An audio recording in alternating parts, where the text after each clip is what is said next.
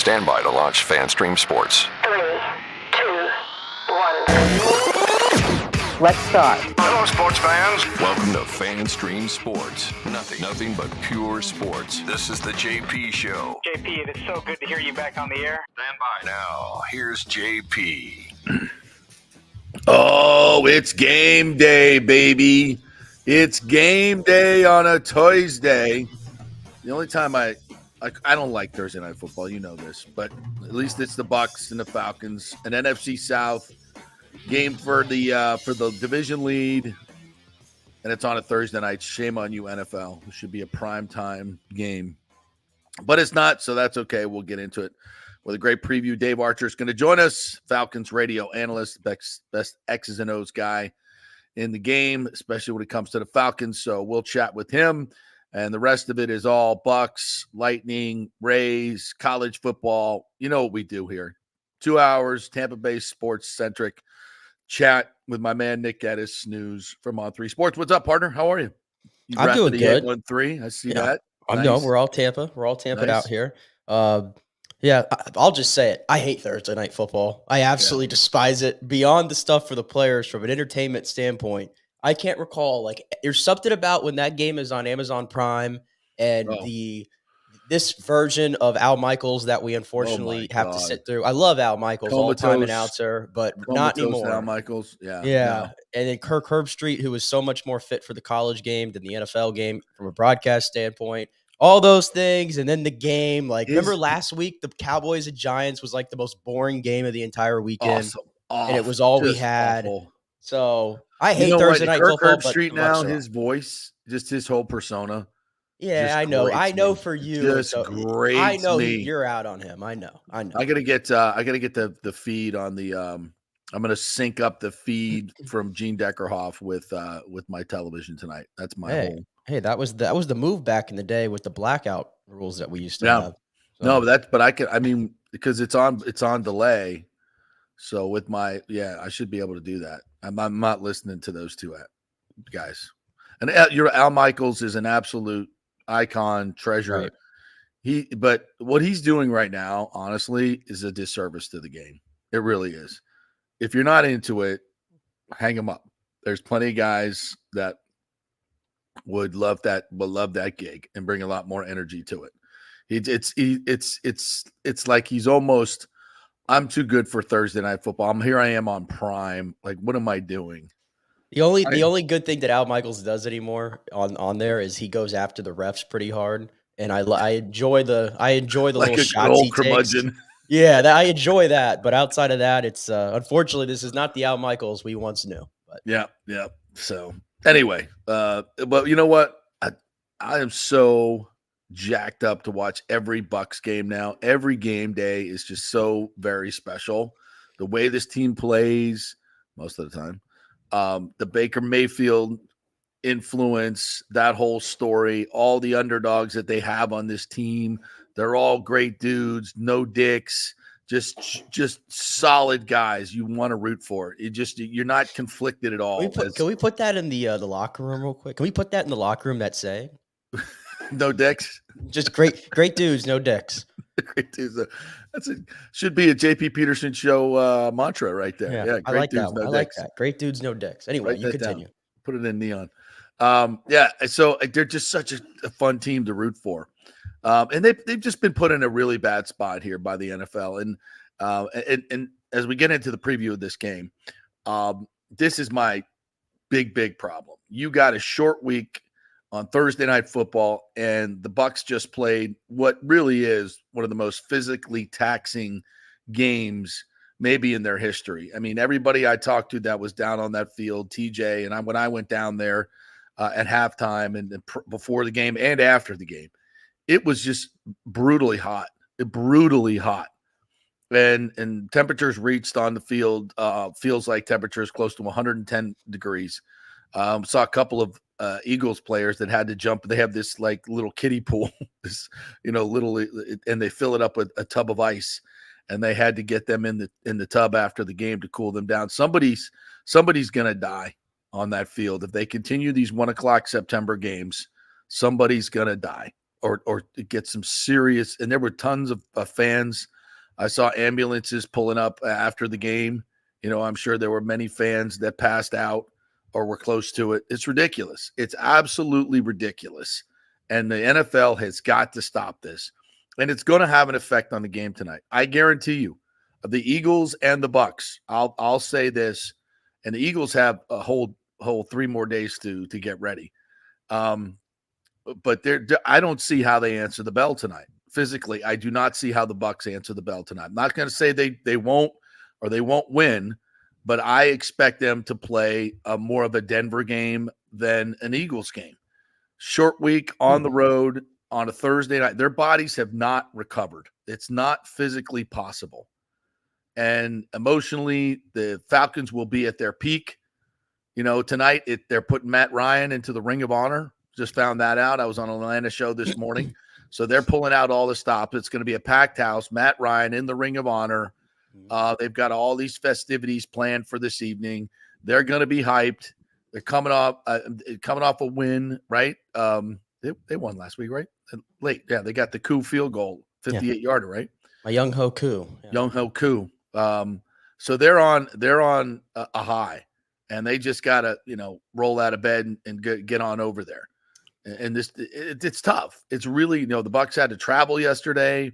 It's almost impossible on a regular Thursday coming off a game like this where you're completely depleted of all. I mean, guys probably lost 6, 7, 8 pounds during that game. And it's just hard for your body to recover so quickly to play an NFL football game. Plus, the list of injuries is 16 deep. You don't have the depth that you normally would have along the defensive line to rotate players in. You just don't have it, the usual. So I think this is a huge task for the Bucs tonight. If they can win this game, I will be surprised. And this is no knock on who they are as a football team. It's a week-to-week league. The Bucs are a very, very good football team. They've just been put in a terrible situation this week. And I don't want to use it as an excuse, and I'm not going to use it, but it's a reason. These are facts.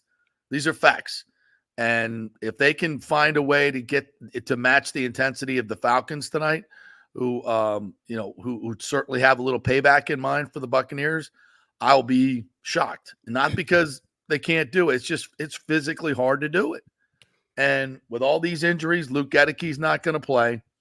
Jalen McMillan's not going to play. Trey Palmer's not going to play. So Sterling Shepard's going to have to probably go 60, 70 snaps. And the dude just got off the couch, basically. Cansey's not going to play. Antoine Winfield Jr. is not going to play. I mean, it's a lot. It's a lot to ask of this football team. If they go out and win this game tonight, it's going to be unfreaking believable, in my opinion. Not that they can't, but Baker's going to have to be spot on. And trust me, the Falcons are not going to be sitting back 12 yards deep at the corners, letting him take 2 steps and throw it out there like the Eagles did. That's not happening. They're going to be up in press man, which, you can take advantage of. You can go over the top, take Mike deep, take Sterling Shepard. You don't have Trey Palmer's speed. You don't have Jalen McMillan's speed. I mean, Cam Johnson might be a factor tonight. You got to use Bucky Irving as a receiver big time tonight. Cade Otton's got to have a big night. That's why I'm starting him in fantasy over Kyle Pitts. And I think he will. But they've got to protect Baker Mayfield. This is not a pass rush heavy team. The Falcons cannot rush the passer. That's the good news. But they're a good, solid defense. And it's going to be, I think it'll be, if the Bucs can get a running game going and get that quick game going, they have a chance to stay in this game, get some momentum early. They're going to need the lead early just for energy's sake to just keep going and be, if they get behind the sticks early on, they get behind in the game early on, that's going to be even harder for their bodies to fight back. So get off to a good start, get the running game going, control it, keep your defense off the field for the most part, and you can win this game. But you got to shorten the game. You can't be out there for 80 plays. It's got to be, something where they win this game 20-17, and it's doable. It's certainly doable, but the Falcons are formidable, and it's a tough situation for the Bucs. What do you think? You make some valid points, but you know what? I'm just going to say this. I'm tired of us having to come on here every single week and talk about measuring stick games for the Bucs and and stuff like that, and they have to meet the moment. And I feel like the Buccaneers have honestly done a really good job of meeting the moment lately. They met the moment against Detroit when they needed to. They met the moment last year in the playoffs against Philly. They met the moment last week against Philly. I think the Bucs have a damn good team. I don't really care that nobody's talking about them or everybody's doubting them. I think this is a damn good football team. And the Falcons, to me, are still searching for it. To me, the Falcons are the team that needs to prove that they can go on a short week off an emotional victory and prove they can win the game. Injuries aside, I know the injuries are a big thing, but I just think the Falcons are the team that needs to show me. The Bucs shouldn't have to show us that they can go on after an emotional victory like that and everything that happened and go win a football game 4 days later. That's just my take on that. And I look at some of the matchups in this football. And by the way, part of that too is the Buccaneers. This team's won 9 of their last 12 football games, going back to week 13 of last season. This team's been dialed in now for almost a full. I know it's a different season and some things are different, but for the better part of the last 10 months, the major players on this team have been dialed in. And so I trust them. I fully trust them. I don't trust the Atlanta Falcons. And this is part of what I said in the offseason. We were talking about Atlanta. I think their offense is going to come along at some point this year, but it ain't happening right now. And look at the win they got against the Saints. Credit to them for winning that football game. That's a game the Falcons lose time and time again, over and over for years. But the Falcons' offense did not play well in that football game. They did not score one offensive touchdown. 2 of their scores were from a Rashid Shaheed muffed punt in the end zone, where they just jumped on it, touchdown. Okay, you took advantage of that moment, but a little luck involved. You didn't drive the field. Exactly. And one of their other scores they had was a pick 6 of Derek Carr it was like tipped off a Saints helmet or something like that. It was something weird, and they obviously, again, a little bit of luck, but that's football. But my point is, they did not play well in that game. They got outpossessed. They were worse on third down. They got outgained. The Saints probably should have won that football game, and the Falcons would be 1-3. Now it didn't happen. Again, football is a game of play, of a few plays, and the Falcons got it to go their way.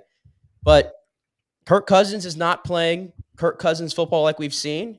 He's a statue behind in the pocket still. Yep.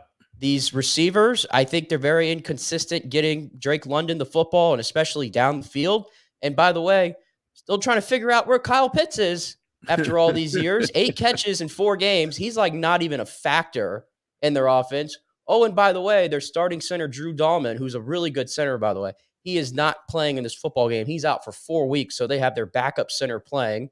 That, to me, sounds like Vita Vea feasting hour. Yep. So I actually think there's a lot of things pointing to the Bucs in this football game. I hear what you say. I think it's a valid point because that was. I hope you're right. I feel like that was a draining victory, but I like a lot of the numbers going in on the Bucs. I'm not denigrating the Bucs at all. I'm just looking at facts of covering this league for so long. I see time and time again how wins or losses the previous week can doom you the next week. We saw that with the Bucs and the Lions. They played 83 plays of high intensity football, 33 in the red zone. And they came out the next week and they were flat. The offense was still reeling from getting destroyed by Aiden Hutchinson, and Baker's eyes were he just wasn't trusting his protection. That was all residue from the Lions game, and the defense was just gassed. They were still gassed. And so that's how you get a flat performance like that. And I hope I'm wrong. And I'm, like I said, I'm not questioning the mettle of this team at all. I'm just questioning the facts. This is the way the body works, the way the mind works. It's really hard to overcome. And if they do it, it's going to prove even more the championship mettle of this team. And the points you make are all great. And those trends from Sunday to Sunday work. As you look at these Thursday night games, you always get weird. It does get weird. Get weird. They're very offensively challenged because the game plans have not been worked at game speed or practice speed. It's just defenses have an advantage in short weeks, and crazy things, usually a turnover here or turnover there, can turn the game. So that's why I hate Thursday night football. Hate it. Yeah. But I do think, like, to me, winning this football game, like, I don't want to say it's like, I don't think there's must-win games this early in the season. But in terms of, like, some of those games that you circle where it's like, wow, that'd be ideal to have that one. I mean, this one to me really does stick out because getting to 4-1 after 5 games, and then you play New Orleans next week in New Orleans, I believe, right? Yeah, at New Orleans. And sometimes that place could be a house of horrors depending on what happens. Todd Bowles has actually done much better against the Saints. I give him credit. But let's just say you win this game, you drop that game, or vice versa. Like, these 2 games, I think you have to at least get out of there 4-2.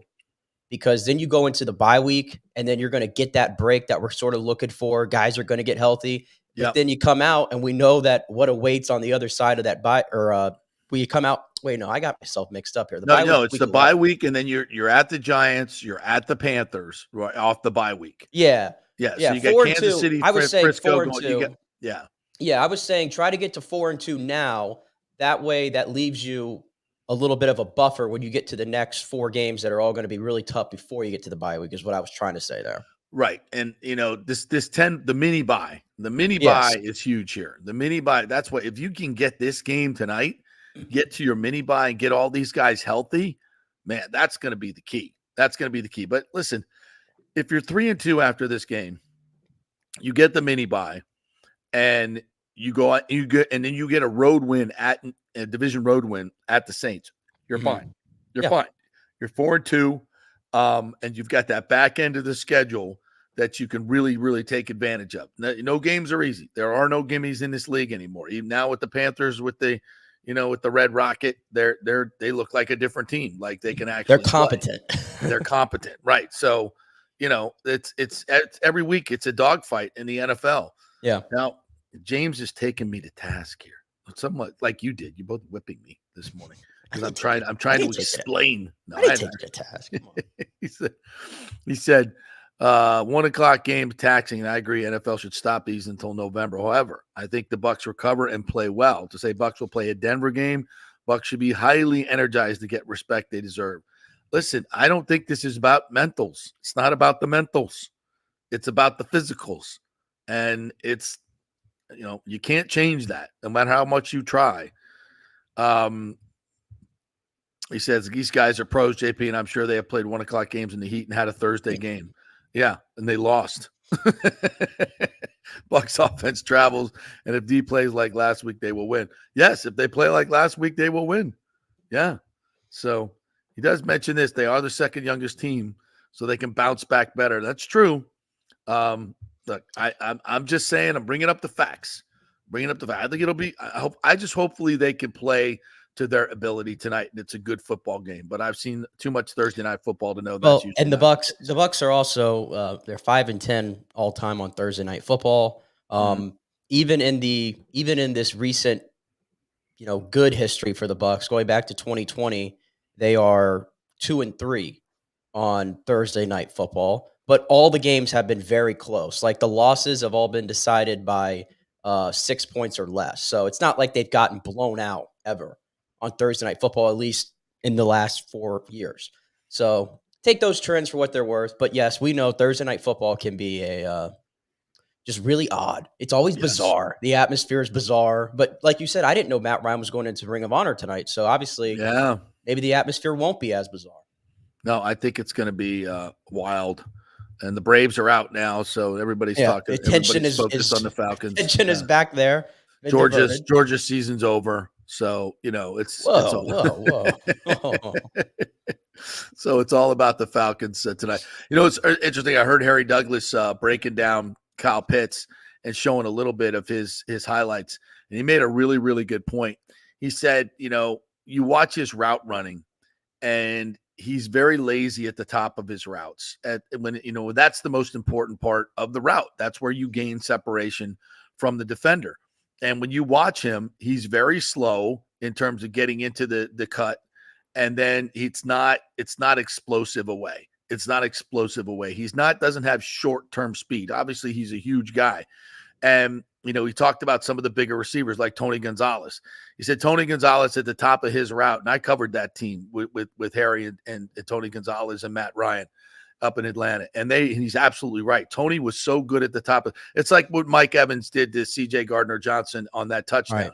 He got to the top of the route and he didn't, fully extend his arms, but he put his shoulder into him and created the separation.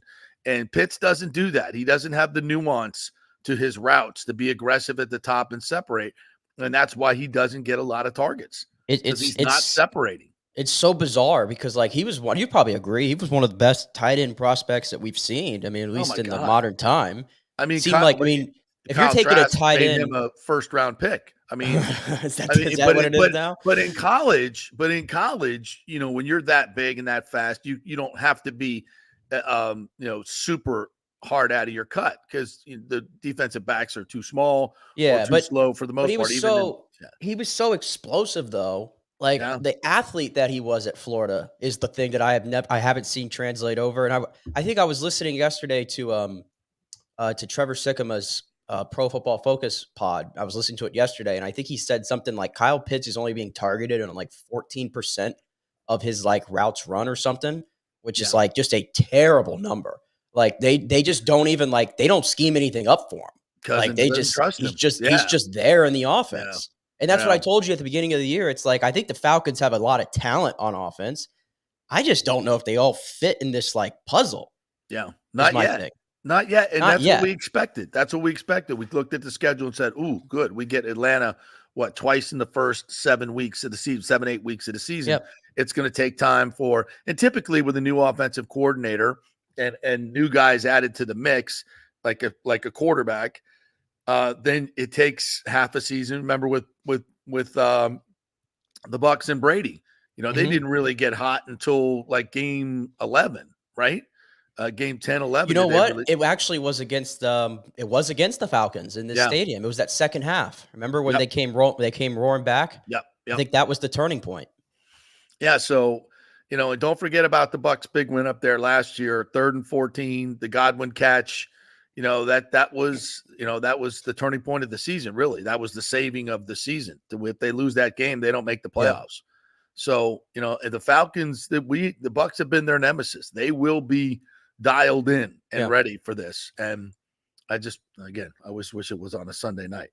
Hey, before we hit the break, Davante Adams is lots of rumors of him going to the Saints, and now the Falcons are in the discussion as well. I still think it's the Jets, and Lord willing, it is the Jets. I do not want to see him in the NFC South anywhere.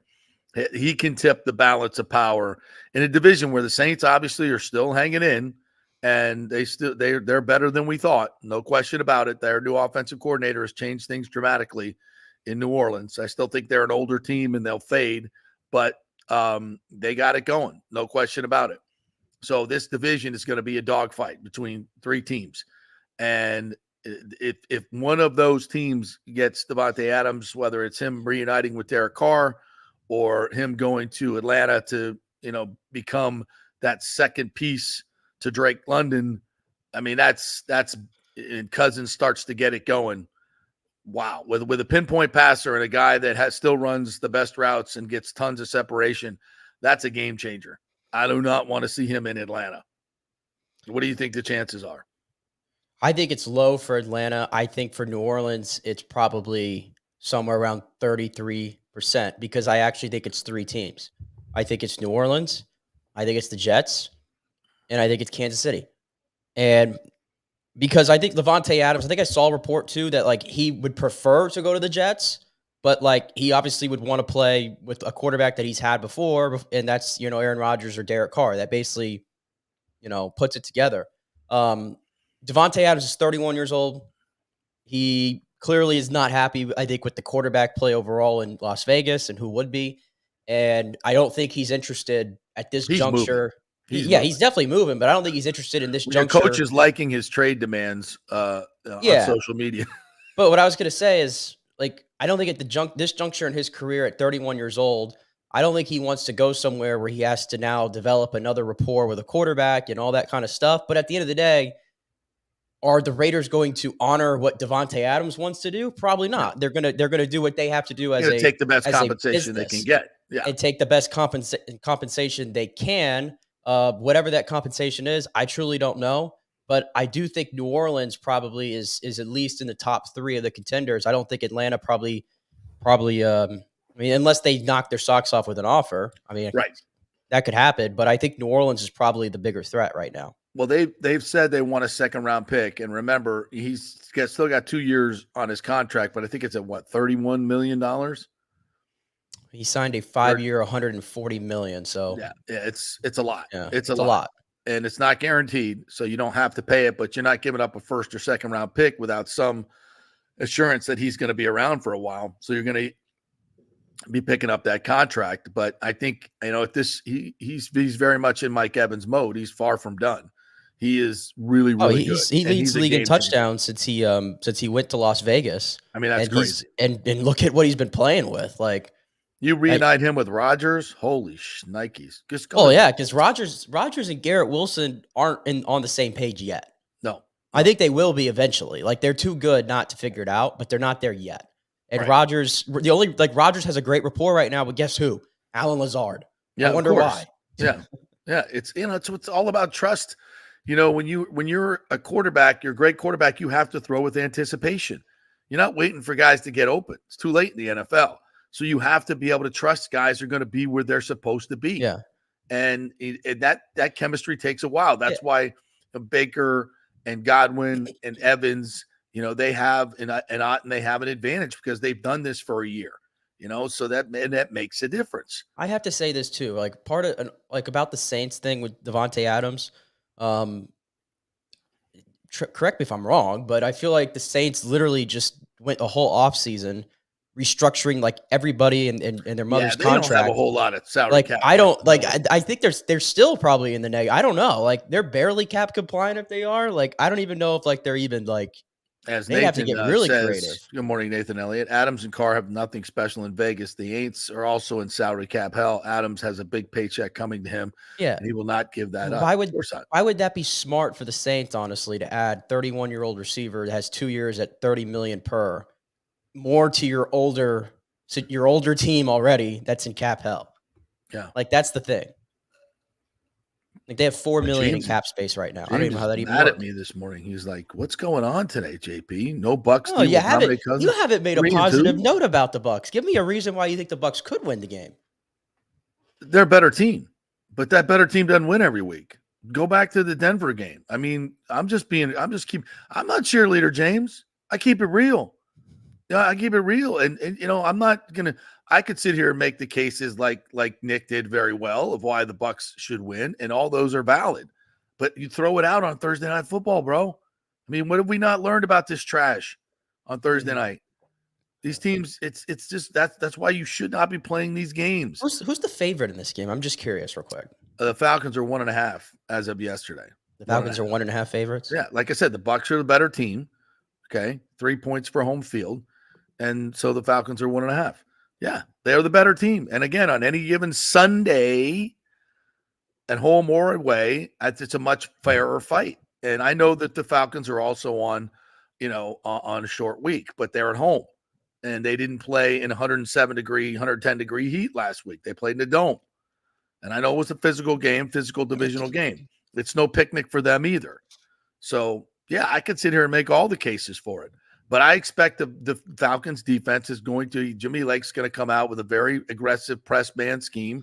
They're going to try to get after the Bucs in the interior with Grady and do exactly what Denver did. Well, let's put this. I have numbers to combat all this. The Falcons D is generating pressure at the 28th highest rate in the league. Yeah, so they don't get their pass rush stinks. And Baker Mayfield, by the way, from clean pockets, third in the NFL with 841 passing yards. He's ripped them up when you give him time.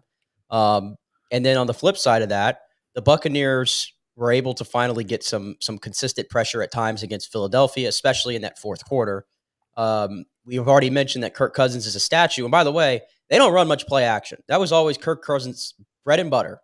Yep. But they're not running it much this year. And part of that maybe is because he just can't move right now. I don't know. Yeah, it's hard for him to get to the spot. It's hard for him to get to the spot, like you said. But Kirk Cousins versus the blitz this year, He's 16 for 33. His pass EPA is -10 with no blitz. He's 61 for 86 with a plus EPA. And then under pressure, he's got a -21 pass EPA with no pressure. He's plus 15. So the numbers couldn't be any more distorted when you get pressure on Kirk Cousins, whereas you just let him stand back there, kind of how Philly did in that week 2 Monday night game. That center injury for the Falcons is big. It's big. Vita Vea needs to eat tonight. Boy, they had Cansey. Oh my God, I'd be very, very, very bullish on them. Like I said, I'm not saying they can't win.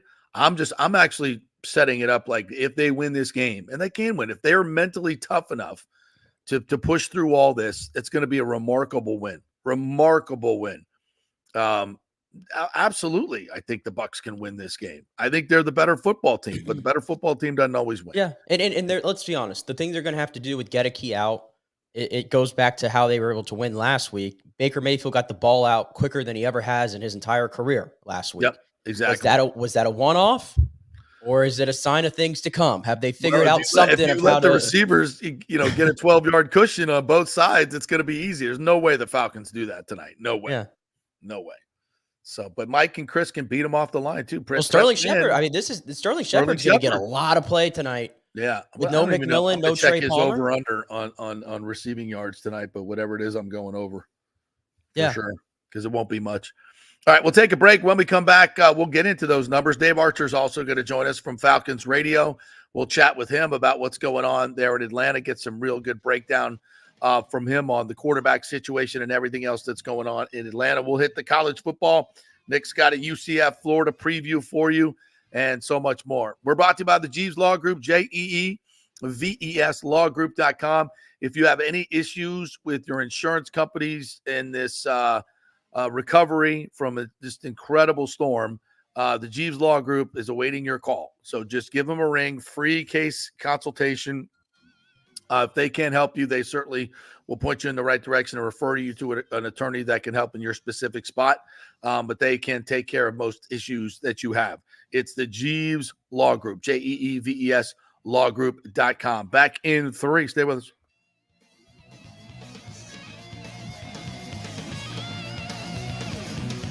September is here, and it's time to celebrate with the stunning birthstone of the month. It's Sapphire at the Gold and Diamond Source. Known for their natural beauty and glamorous allure, Sapphire's truth, sincerity, and faithfulness make it the perfect stone for September. During the 40th anniversary, you can find a special selection of this precious gemstone, from stunning rings and necklaces to elegant earrings and bracelets. Steve Weintraub handpicks every piece for its brilliance and its quality. The expert staff will help you find the perfect gift, whether it's for a loved one, a special occasion, or just to treat yourself. Visit the Gold and Diamond Source today, where you'll always find the perfect gift. It's more than jewelry, it's love. At the Gold and Diamond Source, 3800 Olmerton Road, always online at thegoldendiamondsource.com.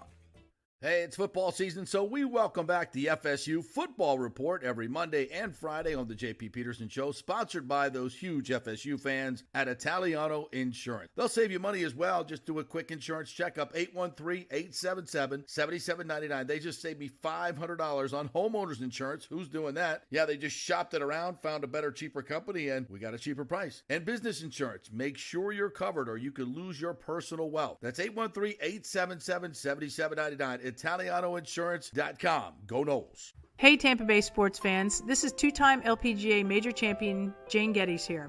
After winning the US Open and 10 other LPGA events, I wanted to try something completely different. So I came right off the top turnbuckle and landed in the crazy world of WWE. And yes, you heard that right. That's WWE. Working for the Vince McMahon as the VP of Talent Relations for the company. Now, though, I want to work for you. Everything I've done in my life, I've done with incredible passion. And now I've turned my focus to leading the best real estate team in Tampa Bay, the Geddes Gordon Group with Keller Williams in South Tampa. If you're looking for a new home, an investment property, or looking to sell your current home, we will give you major championship level service. When you choose Geddes Gordon Group, you become part of our inner circle, like family. So if you're looking for a few golf tips or a golf course view, we're going to stripe it right down the fairway. Call me at 813-485-6808 or go to gettysgordongroup.com or again, give me a ring at 813-485-6808. JP here for Third Generation AC and Plumbing. And Third Generation really says it all, folks. The owner, my friend John Rodriguez, has been in the AC and plumbing business since 1995. They built their business on honest assessments and doing great work on time for a great price. Simple, right? Did you know many AC techs are incentivized on big commissions to sell new AC units and you might just need a drain cleared? So if you want someone you can trust, that's John Rodriguez and Third Generation Services. Check out the 5-star Google reviews. If you have a plumbing or AC emergency, call 813-961-8024 and a human will answer the phone. That's 813-961-8024 or go to thirdgenerationplumbing.com. Ciao, Paolo Tini here, owner of Caffè Paradiso, one of South Tampa premier traditional Italian restaurant. We were recently voted number 3 on Open Table list of Tampa Bay's top 10 restaurants. We're very proud of that because we take great care of preparing each dish by hand with homemade sauces, pastas, only the freshest local ingredients. You won't see the big institutional vendor trucks pulling up to our back door. We get our seafood from local vendors. Sometimes I even drive out to Topper Springs and pick out our daily catch right off those boats. So stop by and say hello. Try our traditional lasagna, the fresh veal, some of our signature dishes like capelli al granchio, that is angel hair with lump crab meat, our branzino, that is a sea bass. We're located at 4205 South McDill, and you can make a reservation on Open Table and read all the great reviews. See you soon. Ciao. Grazie. Let's go. Right now, back to the show on FanStream Sports. All right, welcome back to the JP Peterson brought to you by Bay Area Modern Medical Center. Chris Lugo will certainly give you all the personal time and dedication that you need from your primary care physician. Folks, if you're tired of spending 15 minutes and being rushed out of an office, even for your annual physical, get with Bay Area Modern Medical Center, where they will provide concierge medicine and direct your medical decisions. You can still use your insurance in other ways to get your tests and other specialties done, but have someone who will direct your nutrition, direct your workouts, direct your sleep habits, all these things that will keep you healthy. That's the whole idea. Stay healthy. Don't get sick in the first place. And I've had a tremendous experience with Bay Area Modern Medical Center. So has Nick and so many more, Scott Reynolds. So it's time for you to try it as well. BAMMC.com. See what it's all about. Medicine 3.0. And it's a lot going on in medicine right now. And you need somebody who's going to be your advocate, your true advocate, and not an advocate for the insurance companies that they work for. All right, let's I want to say one other thing about the healthcare system right now. I was listening to an economist who specializes in the healthcare field. Do you know that 20% of our GDP, 20% is spent on healthcare costs? That's unbelievable. I mean, it's way higher than any other developed nation, and it's not even close. And we have now some of the worst healthcare in the world as it's ranked in terms of infant mortality, mortality over long life expectancy. Like, there's a lot of crazy stuff going on right now, and you really need someone who's going to advocate for you, because these insurance companies are running medicine now, and they don't care about the people. They care about profits, and that's it. So you really need someone who's going to be your advocate more than ever, and that's Chris Lugo, or make a very informed choice on what you're doing. All right, let's get into this a little bit more with some of the comments. Nathan Elliott says the Aints have $4.573 million in cap space per Sport Track. Yeah, that's going to be hard to fit Davante Adams in there with that as well. So yeah, let's just hope he goes to the Jets and that'll be that. We'll never see him again. I want to get into a little lightning before we get Dave Archer on here in a second. Was at the game last night. Nice little crowd, no question about it. The Panthers, the stinking Panthers, got the lead early with a power play, and that came after Hedman took a huge hit, and Kucherov stood up for him right then and there. And then after that, a little bit later on, Connor Geekie went over the boards before Hagel could get out there. And I forget who the player he was, but he absolutely freaking tuned this guy up. I mean, he beat the living hell out of him, this 20-year-old Connor Geekie.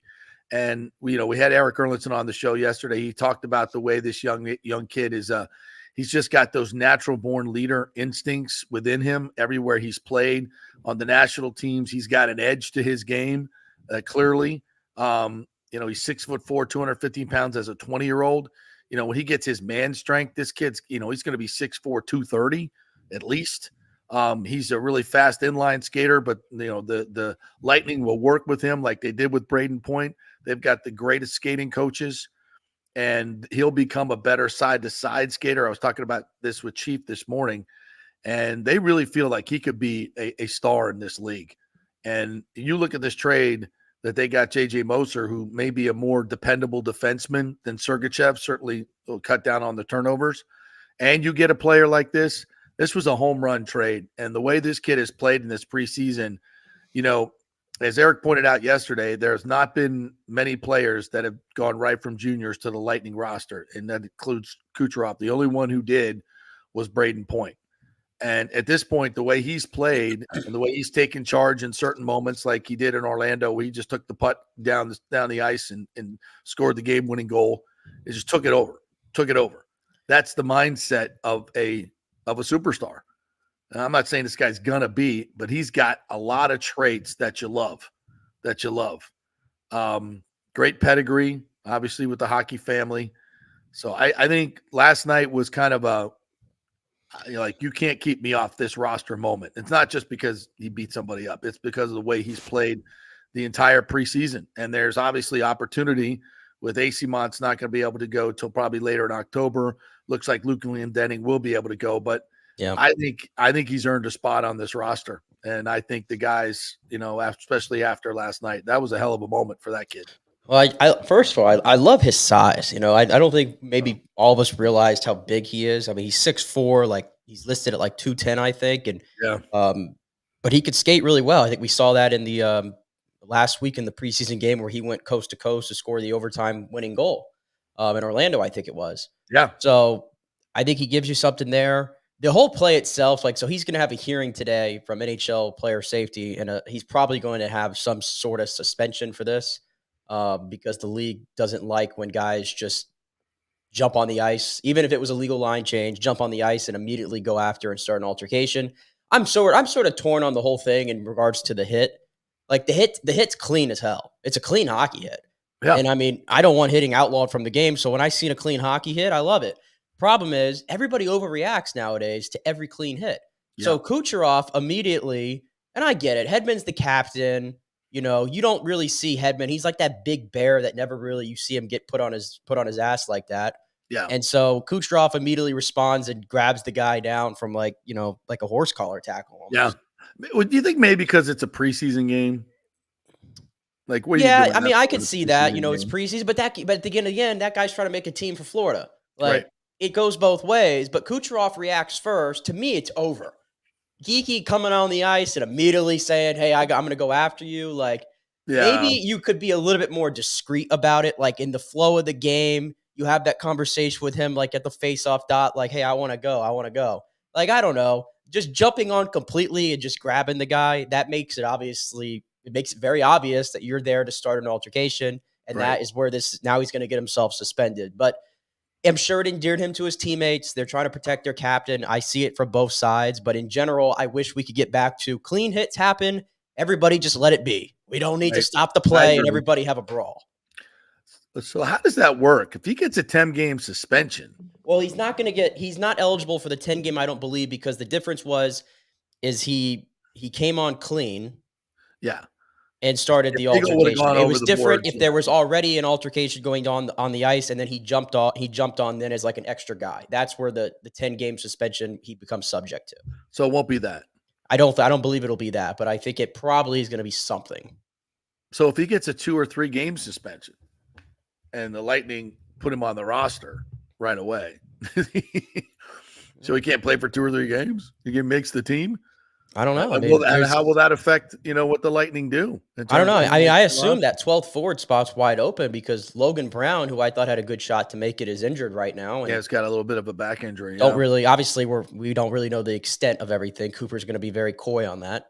So I think that spot's open. I thought Geekie was playing himself into it, but maybe for the first couple games, you might not see him. But I think at some point, he's going to make an impact on this team this season. Yeah, absolutely. All right, we'll take a break. We'll come back on the other side. We'll have Dave Archer for you, radio analyst for your Atlanta Falcons. Always great to catch up with him. So quick break. We'll get Dave on, and we'll see what's going on in Atlanta. Stay with us.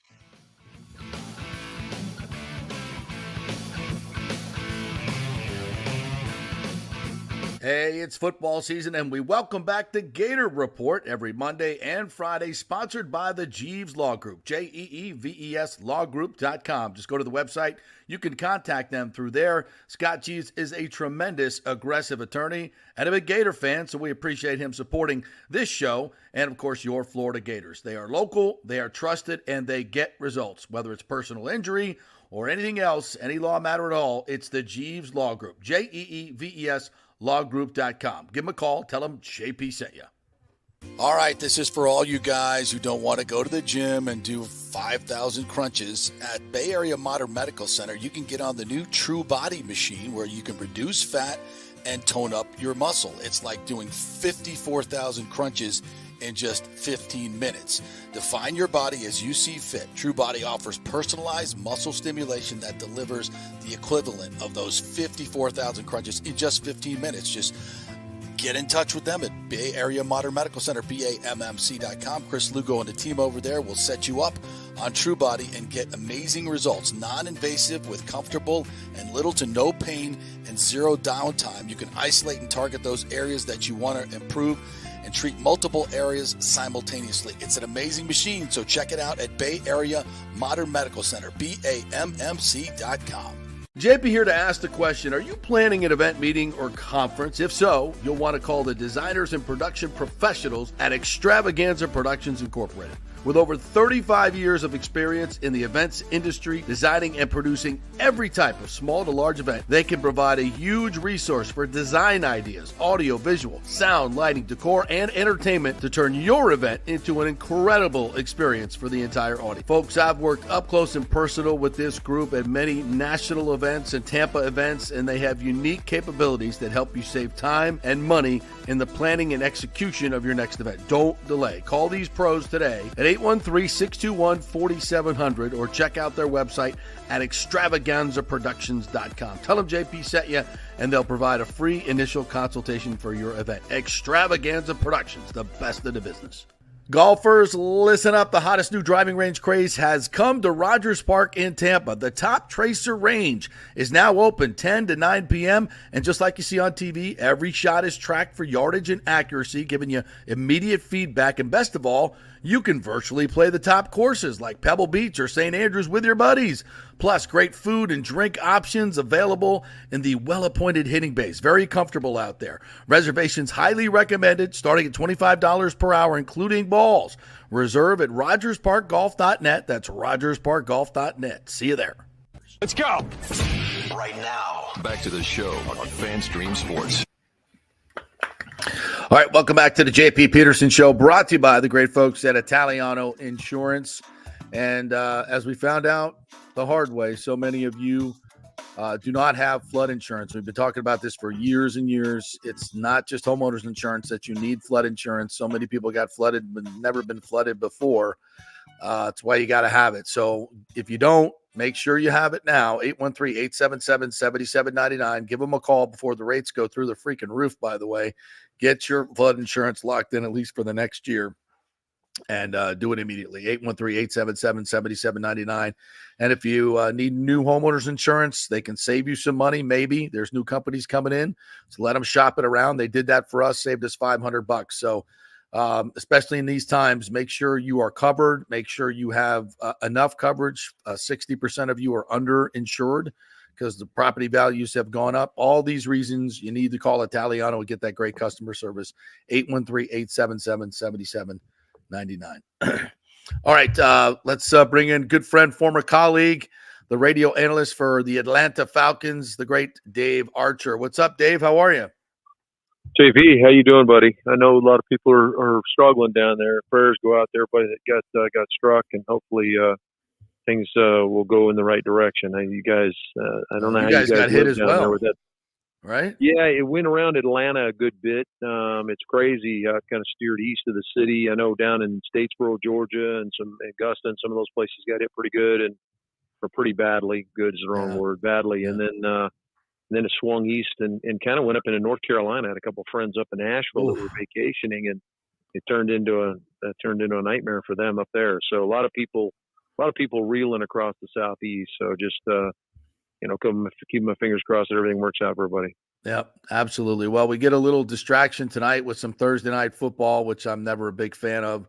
And Dave, I hate it even worse because this is a huge game, huge divisional game. Should be a primetime Sunday or Monday game, but here we are on Thursday night. Short week for both teams. You were there for the win, for the emotional win for the Falcons. What do you think their level of intensity will be tonight? I mean, the Bucs played in 107-degree heat this past week. It's going to be their bodies are not recovered. I don't know if it's humanly possible. So how do you think that all plays into it tonight, this short week for both teams? Well, I think it certainly plays in. I mean, both teams, based on what I was watching from an injury report standpoint, I saw Tampa had like 15 guys on their injury report. Atlanta had 5 or 6 guys on their injury report as well. So, just trying to nurse their bodies back to health. I talked to a number of players this week about the short week and what they need to do. And so now a lot of it's mental work. I mean, they're not doing a lot of things physically just simply because of what you just described, what you expended on Sunday to try to regroup. And for Tampa, it becomes a little bit twofold in the fact they got to now get on a plane and fly up here, or flew up here last night. And, there's all the tales about what elevation does to bodies and all that kind of stuff they're trying to recover. So that's not easy on them. But all that being said, Tampa looks dangerous, man. I really impressed. Other than the Denver game, certainly, I'm really impressed with what they're doing offensively. Baker's playing at a really high level. You're always going to get stuff from Godwin and Evans. But love the young kid Irvin, the running back, looks really good and explosive. So they're going to be a problem. I think Cade Otton is a guy that's developed into a big-time tight end in this league. He blocks and he catches the ball, which is a rarity. It seems like you either get a guy that blocks it or catches. He does it both. And then on the defensive side of the football, all some of the name brand guys are gone, but Davante David's still there. And man, he's a monster on Sunday. 8 tackles and 2 sacks. Yeah, just when you look up, you think, okay, he can't do any more. But I was looking at the career game. I think he's got 23 career games, 24 career games against Atlanta. He's had at least a tackle for loss in every one of those games. And the dude's been a monster for us, and we're still trying to figure out how to block Vita Vea. So all that being said, this will be a battle for Atlanta. Atlanta will have to play their best game tonight, and I'm talking about for 60 minutes. They have not played 60 minutes of football all year. So what's going on with the offense? No offensive touchdowns last week. It seems like all the pieces are in place there. We know this stuff takes time with a new quarterback, new offensive coordinator. Is that just what this is? It's just a matter of time, or there's some issues here? No, I think time is probably the thing you'll lay it on the most. I do think there's a little bit of dysfunction. They're banged up along the offensive line, which I know Tampa. I don't need to tell anybody about that because Tampa's been that way as well. But they're playing with a different center, playing with a different right tackle. And there's a chance that the right tackle comes back tonight, so we'll have to wait and see. That might be a game time decision there. So there's been some issues there with that. They've had really bad and untimely penalties, hold penalty or hands in the face penalty. Bijan Robinson got caught. They set up a beautiful screen in the red zone last week against the Saints, and he scored from about 25 yards out, and he got called back on a holding penalty against Jake Matthews, who really never gets called for that kind of stuff, and he was behind the play. He wasn't even in the play. So there's just been a lot of stupid stuff like that. They've been inconsistent in their run game. Sometimes it looks really good, and sometimes they can't move anybody off the ball. So I think some consistency, certainly the adjusting to a new play caller, new quarterback. I don't think a lot of people have speculated that Kirk's not up to speed or his health is. That's not true at all. I just think that he's not comfortable. And he's got a bunch of new receivers that he's trying to adjust to, so that the time element that you were talking about, all those things kind of factor in to where they've been kind of dysfunctional on offense. And specifically speaking to one player, Kyle Pitts, it doesn't seem like he's been involved much in the offense, just 15 targets this year. And this is now his second regime, obviously, where it feels like maybe not the impact you're hoping for out of a 4th overall pick at tight end. From what you've seen, is it more of a Kyle Pitts problem? Is he just not getting separation? Is there a lack of trust or something with the scheme? What do you think is the overall issue with not being able to connect with Kyle Pitts right now? Well, again, much like the dysfunction on offense, I don't think there's one perfect answer for that. I think that you touched on some of the things you touched on are all part of the mix. As a quarterback, having played that position, I've got a guy. I got to know a guy's going to run a crisp route. I got to know he's going to compete for the football. Those kind of things. And I'm not sure that's there for Kirk with him. Last weekend, he teed him up a couple of times, and he kind of gator armed one throw to the inside because of the defender closing from the inside, and on another route, he was matched up, matched up against a corner, so you can get a bigger body guy, and the corner out physical him to the ball to the inside. And so that, from a trust standpoint, I'm not looking over there if that's what I'm going to get. And I'm not saying that's what's going on. That's just my speculation as a former quarterback that played in the league and knowing, certain guys you're going to look to make plays for you. And if you tee a guy up and he kind of lets you down, you're not going to necessarily look over that direction anymore. So some of it's on Kyle. Some of it's on how they're lining him up, where they're putting him. He doesn't really. I don't know if he's a willing blocker. I think he tries to block. It's not something he likes to do. Anybody that followed him at Florida, that's not what he did at Florida. He's tried to be a little bit better at it. They've used him for some chip blocks and stuff to help out a little bit, and he's not really very good at that. He's an outstanding athlete, but I think there's a chance that, and again, this is speculation on my part. There's a chance that sometimes. He goes inside himself a little bit if he doesn't see the ball early, so all of a sudden you're dealing with that too. So there's a lot going on. He's an unbelievably talented dude, and we need to get him involved. So it's going to be kind of looking past some of these shortcomings, either from the quarterback, from a trust standpoint, or the offense court, whoever. You got to get him the rock because he's a mismatch with anybody he matches up against. Dave Archer joining us here from Falcons Radio. Defensively, how are the Falcons? Are they healthy? Obviously, a pass rush has been anemic for years now. That's what's obviously every quarterback's kryptonite, but certainly Baker when Denver got after him. What do you see the Falcons doing tonight? I don't think they're going to play soft corners like Philly did last week, and Baker took advantage of that with quick throws. I expect some press man coverage tonight from the Falcons. Is that what they like to do with Raheem Morris as the new head coach and defensive guy? No, and that's the scary part about it, JP, is what you saw against Philly is very similar to the way Atlanta's play. That's they like good. to play two high safeties and play off, and that's essentially what's happened the last 2 weeks to them. Patrick Mahomes, who likes to shoot the ball down the field, shot one down the field, and Justin Simmons picked him off in the end zone. And at that point, he shifted gears and started throwing the ball underneath. And they moved the ball and possessed the ball, but we still had a chance at the end of the game to beat them, and probably should have beaten them at the end of the game. Just didn't get it done on those last 2 drives that sputtered out there on 4th down. Then Derek Carr last weekend, another guy wants to shoot the ball down the field, took what they were giving him underneath. And I think that you're going to see some of the same stuff tonight with Baker. I've been really impressed with the tape I've watched with Baker, his growth as a quarterback and his ability to what I call play the keyboard, throw the ball underneath, get the ball in the move. So he's going to have some opportunities to do that. Atlanta's going to have to tackle extremely well tonight because that's what I thought Denver did well. I didn't think Philly tackled very well last week. And, you get the ball to Bucky Irving or you get the ball to Godwin or some of these guys underneath, and they can run with the ball after Palmer. Guys who can run with the ball after they catch it. You got problems. You can't get off the field. Right. I feel obligated to ask about Mike Hughes because I'm a UCF alum, and obviously he was a big part of UCF's 2017 team that went all the way. But it seems like since he's come over to Atlanta, he's had a little bit of a career resurgence, a great bargain signing. I mean, how impressed have you been with him this year? Yeah, he's been really good, man. He's former number 1 pick, and just kind of didn't seem to take in his early stops. And so he gets here, and last year he played some nickel and played a little corner and returned some punts and stuff. And with this new regime coming in, he went in and he won the corner job. They've got a young guy from Utah they drafted, the regime before drafted, and Clark Phillips, who had started the last 4 or 5 games of the season last year. Well, Hughes came in this season and won the job, and he's been really good. He's physical on the outside. He's done a nice job of playing his position, playing the coverages that are called. And I've been really impressed with him. He's an outstanding tackler out on the edge, and that's, again, something we're going to need to do well. A.J. Terrell, the other corner, is a really pretty good tackler. D. Alford, who plays the nickel. All those guys are smaller players. A.J.'s a little bigger, but most of them are smaller players, and they all have been physical and tackle well. And they're going to get challenged tonight with this group's coming in. Dave Archer joining us. This does Falcons Radio, also does college football as well.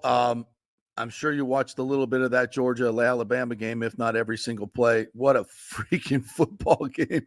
If there's 2 more of these coming, serve me up, partner. I don't think anybody's panicking in Georgia, though, right now, but that was one hell of a football game. What are you seeing out of Georgia and and Alabama and the SEC in general?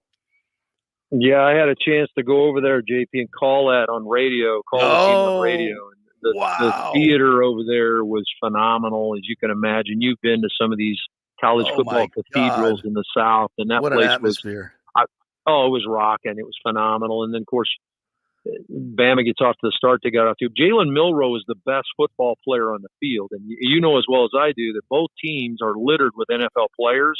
Yes. He was faster physically than anybody else on the field, and then he was playing mentally faster than anybody else on the field, and it showcased it when they jumped out to that lead.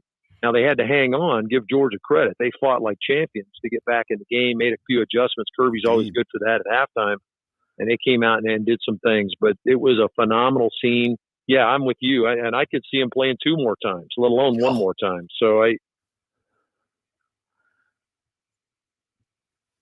Did we lose him? But I think that those 2 are definitely. Sorry, we're having a little internet issue right now, but I think we got most of your answer in there, Dave. Yeah, the finish of that game, that throw from Milroe to a 17-year-old. Unbelievable. I never seen anything like that. You know, we're having issues playing freshmen at Florida State, unfortunately. I don't know if you've seen any of DJU, but that has been an unmitigated disaster. At least Brock Glenn's going to play this week. But have you witnessed any of that FSU mess? It's really stunned. Yeah, it's stunning to see what's going on with Mike Marvell's team after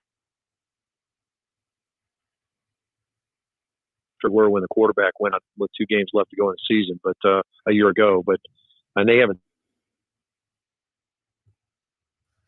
solved that. DJU is nowhere near the answer. So it's unfortunate for them. I know there's not a lot of people crying about Florida State struggling. Certainly not Florida and Miami. And but interesting that here we are playing Clemson this weekend, and there's no pomp and circumstance. I mean, that game has always been one of the monster games of the year. Nobody's really even talking about the game. Well, I hope it gets canceled, like for some reason. I mean, like we did a couple of years ago, we called COVID on them before they beat us 70-0 that year. So I'm like, Mike, you might want to pull that card out again. Wait till they get here and call COVID, because this is going to get ugly. But whatever. Dave, hey, thanks so much for your time. As always, I'm glad to hear you're safe up there. We're praying for everybody, and we'll get a little distraction tonight.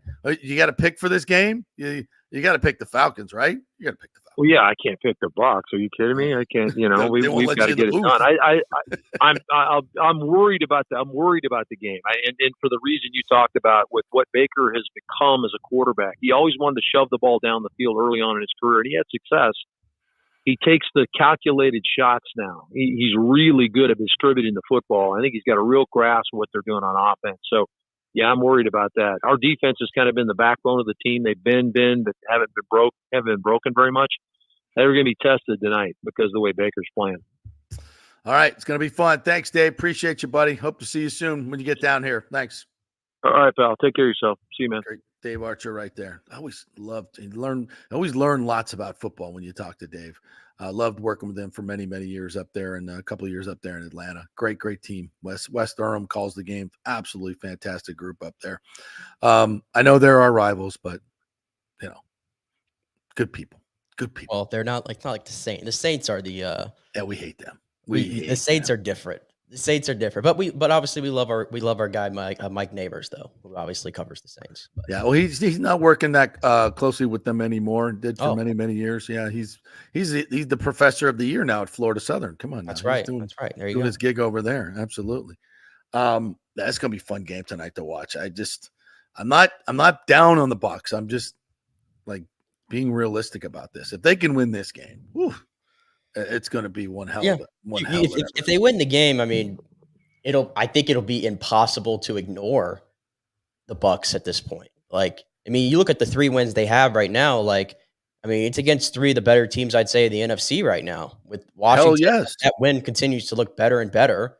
Especially the way Jaden Daniels, like that was Jaden, and I know it was his first game, but that's obviously the worst game he's played so far of the 4.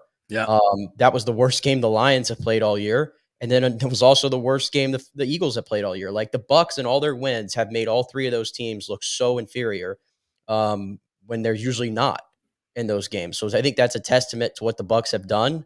And I don't think you can ignore them. And I even love, by the way, our boy Rondé Barber. Did you see he was on Ari Murrow's the 33rd Team podcast yesterday, I think.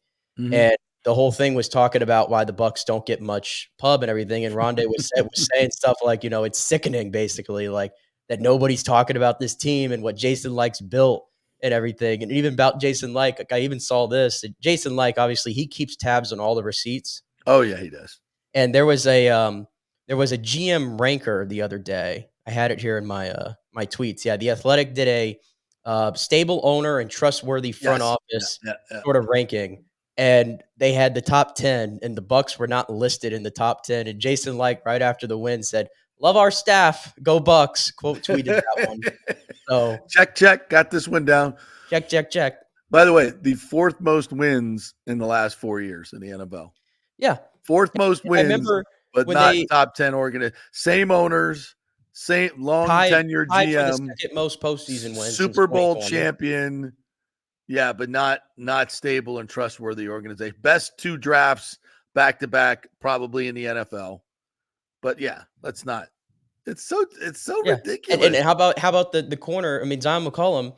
Zion McCollum is Pro Football Focus's #1 corner through the first 4 weeks of the season. Zion McCollum was a 5th round development pick out of I forgot where he even came out of. Sam Houston State, right? Sam Houston State. Yeah. And remember where he started and the development that he had? It was a slow process. And they put a lot of their chips into the Zion McCollum, sort of basket this year. And look how it's paid off. Yeah. Like and even Servassier Dennis, I hate the fact that Servassier now has suffered a setback. And that's going to be a big part of this because I don't think Britt has proved yet that he's a 3-down linebacker. No. So that's going to be a question. I know Antonio Greer got the elevation, so we'll see if we see him, the former USF linebacker. But I hate that for Servassier, but Servassier was starting to come into his own. So you're starting to see the development of some of these guys that are later round picks paying off. Yeah. And that's the reason why the Bucs have been so good in these situations. Because you think about, and I'd have to go back and look at the tape, but Terry McLaurin was a non-factor against the Buccaneers. I believe Zion McCollum had a little bit to do with that. Against the Lions, he was dominant against them. Yeah. So, and listen, this is a really good football team put in a bad spot tonight, but hopefully they can, it's a short week for the Falcons as well. And they're coming off an emotional win. That's absolutely a great point. But it's the heat that bothers me. It really is. I'm telling you, I was in that locker room and those guys were freaking spent. And I saw the Eagles come off the field as well. And those guys look dead. Well, the Eagles got lucky that they have a bye week this week, so they get the 10-day rest. They need it. I guarantee you they would have lost this week. I guarantee you. So we'll see. And if the Bucs can win tonight and get to 4-1 and get to that mini bye, they are in really, really good shape. Because I think Geeke's coming back, Winfield's coming back, Cansey will be ready. Yeah, hopefully, for God's sakes. And can I say too, a lot of people are really like yesterday. It felt like when Todd Bowles ruled out Geekie, there was a lot of people who had these reactions like, "Oh, I'm really concerned about Luke Geekie and everything." And like, Ali Marpet, I think he had a concussion and everything, and that played a role in his early retirement. Like, I get the concern. I'm concerned too, to an extent, but I don't I mean, you just don't want to rush him back. Like, I know everybody wants him in the lineup, but we're dealing with brain injuries here. Yeah. And those things, you just cannot afford to rush that guy back and just get him in there for the sake of getting him in there. Well, and you got to think, he suffered the concussion and he cleared at first, but he went back out on practice. And guess what you're doing in practice every day? You're banging helmets. Like, that's life of an offensive lineman. So he suffers more side effects. Like, it just takes time. Not every concussion is the same, as we know. I mean, Tua Tagovailoa is like not playing. He's on injured reserve after suffering a concussion. He's been symptom-free for like 2 weeks, but he's not playing. Like, they're all different things, and you got to treat them very serious. So you just have to deal with it right now. I'm not at the point where it's like we have to start saying like, oh, Luke Geekie is his football career in jeopardy. But, I think the good news is, Liam, good news is hopefully he'll be fine and ready to go. As a young man, you hope he comes through this, but you do never know with these injuries. Second of all, from an X's and O's standpoint, it seems like Liam Cohen has figured that part out. Right. That they can't 7-step drop with Schooley out there. Yeah. And for the most part. So, all right, let's take another break. We'll come back and we'll get into some college football. Nick has a UCF Florida preview for us. We'll have Scott Carter on tomorrow with the Gator Report, but we'll get the UCF perspective. And we'll also talk some FSU with their big game with Clemson coming up this weekend. We're brought to you by the Gold and Diamond Source. Folks, we talk about this all the time in this time of an economic downturn. Scammers are everywhere. And if you think you can find a great diamond online, you have no idea what you're buying. Yeah, the price looks great. Yeah, the cut clarity look great. You have no idea what you're buying. Go to the Golden Diamond Store. 40 years they've been in business here locally. You can trust them that what they're selling you is for real. And of course, they have the best prices, the best selection, and a great staff there to help you out with that engagement ring purchase. The Gold and Diamond Source. All right, back in 3 with more football talk. Stay with us.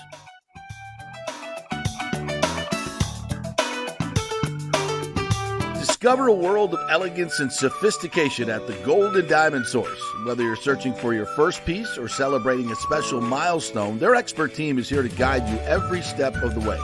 Navigating the world of fine jewelry can be overwhelming, but it doesn't have to be. Their knowledgeable staff is dedicated to helping you choose the perfect piece, ensuring you feel confident and informed. At the Gold and Diamond Source, they pride themselves on offering only the highest quality jewelry. From stunning engagement rings to timeless watches, each piece is crafted with precision and care. So take advantage of their 5 years interest-free financing. This means you can get a $5,000 piece and only pay $83 a month.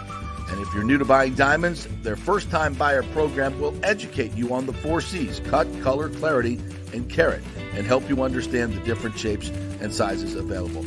Go enjoy the great staff at the Gold and Diamond Source. You'll be family forever. It's the Gold and Diamond Source, 3800 Ulmerton Road, always online at thegoldendiamondsource.com. Hey Tampa Bay sports fans, this is two-time LPGA major champion Jane Geddes here. After winning the US Open and 10 other LPGA events, I wanted to try something completely different. So I came right off the top turnbuckle and landed in the crazy world of WWE. And yes, you heard that right. That's WWE.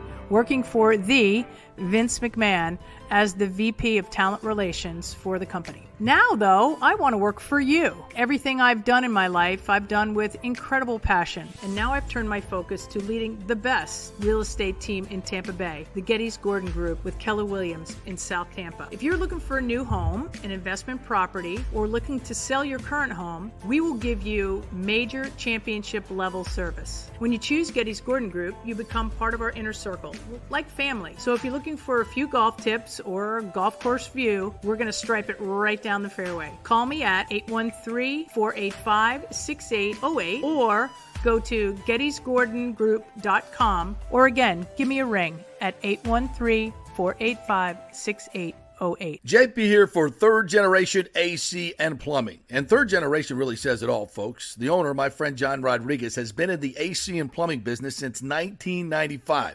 They built their business on honest assessments and doing great work on time for a great price. Simple, right? Did you know many AC techs are incentivized on big commissions to sell new AC units, and you might just need a drain cleared?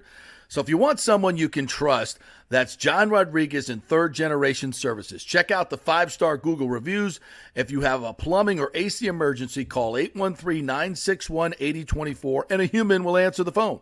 That's 813-961-8024 or go to thirdgenerationplumbing.com. Hey, it's football season, so we welcome back the FSU Football Report every Monday and Friday on the J.P. Peterson Show, sponsored by those huge FSU fans at Italiano Insurance. They'll save you money as well. Just do a quick insurance checkup, 813-877-7799. They just saved me $500 on homeowners insurance. Who's doing that? Yeah, they just shopped it around, found a better, cheaper company, and we got a cheaper price. And business insurance. Make sure you're covered or you could lose your personal wealth. That's 813-877-7799. ItalianoInsurance.com. Go Noles. Ciao, Paolo Tini here, owner of Caffè Paradiso, one of South Tampa premier traditional Italian restaurant. We were recently voted number 3 on Open Table list of Tampa Bay's top 10 restaurants. We're very proud of that because we take great care of preparing each dish by hand with homemade sauces, pastas, only the freshest local ingredients.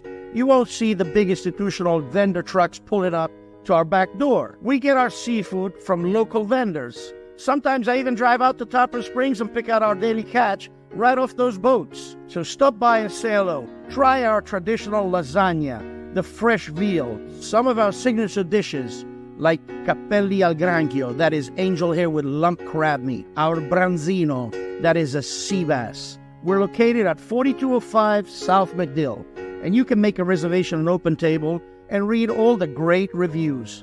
See you soon. Ciao. Grazie. Let's go. Right now, back to the show on FanStream Sports. All right, welcome back to the J.P. Peterson Show, brought to you by Third Generation Plumbing and AC. So many of you are having remediation issues, recovering from the storm. If you need some plumbing work, you need your AC unit, a new unit. They're offering 0% interest, 60-month financing on that, so you don't have to pay a large chunk up front. And also, they will give you the best service, and the best technicians will come out there. There's a lot of scammers out there right now, folks. When hurricanes hit, they come down like parasites, and they try to they'll offer you great deals for your air conditioning and all this stuff, and then they don't show up. That's not going to happen, obviously, with Third Generation Plumbing and AC. They've been here since 1995. John Rodriguez, the owner there, has been here since the 40s. Their family is longtime Tampanians, and you can trust them. That's what it's all about, right? Great technicians you can trust. They'll give you a great price, and you can finance it, great warranties. They'll stand behind their work. That's what you want in these times. So keep it local. thirdgenerationplumbing.com is the website. You can contact them through there, thirdgenerationplumbing.com. I'll give you the phone number as well. It is 813-961-8024, 813-961-8024. Check out all their 5-star Google reviews as we all recover from the storm. I was just reminded of something that made me absolutely sick to my effing stomach. I saw this report that Mayorkas and the administration had funneled off from FEMA almost $1 billion to resettle migrants, and now he's saying FEMA is broke and they don't have any money to help Americans that are desperately in need. He said this on the record, and it's unconscionable. It's absolutely unconscionable that this is where we're at. And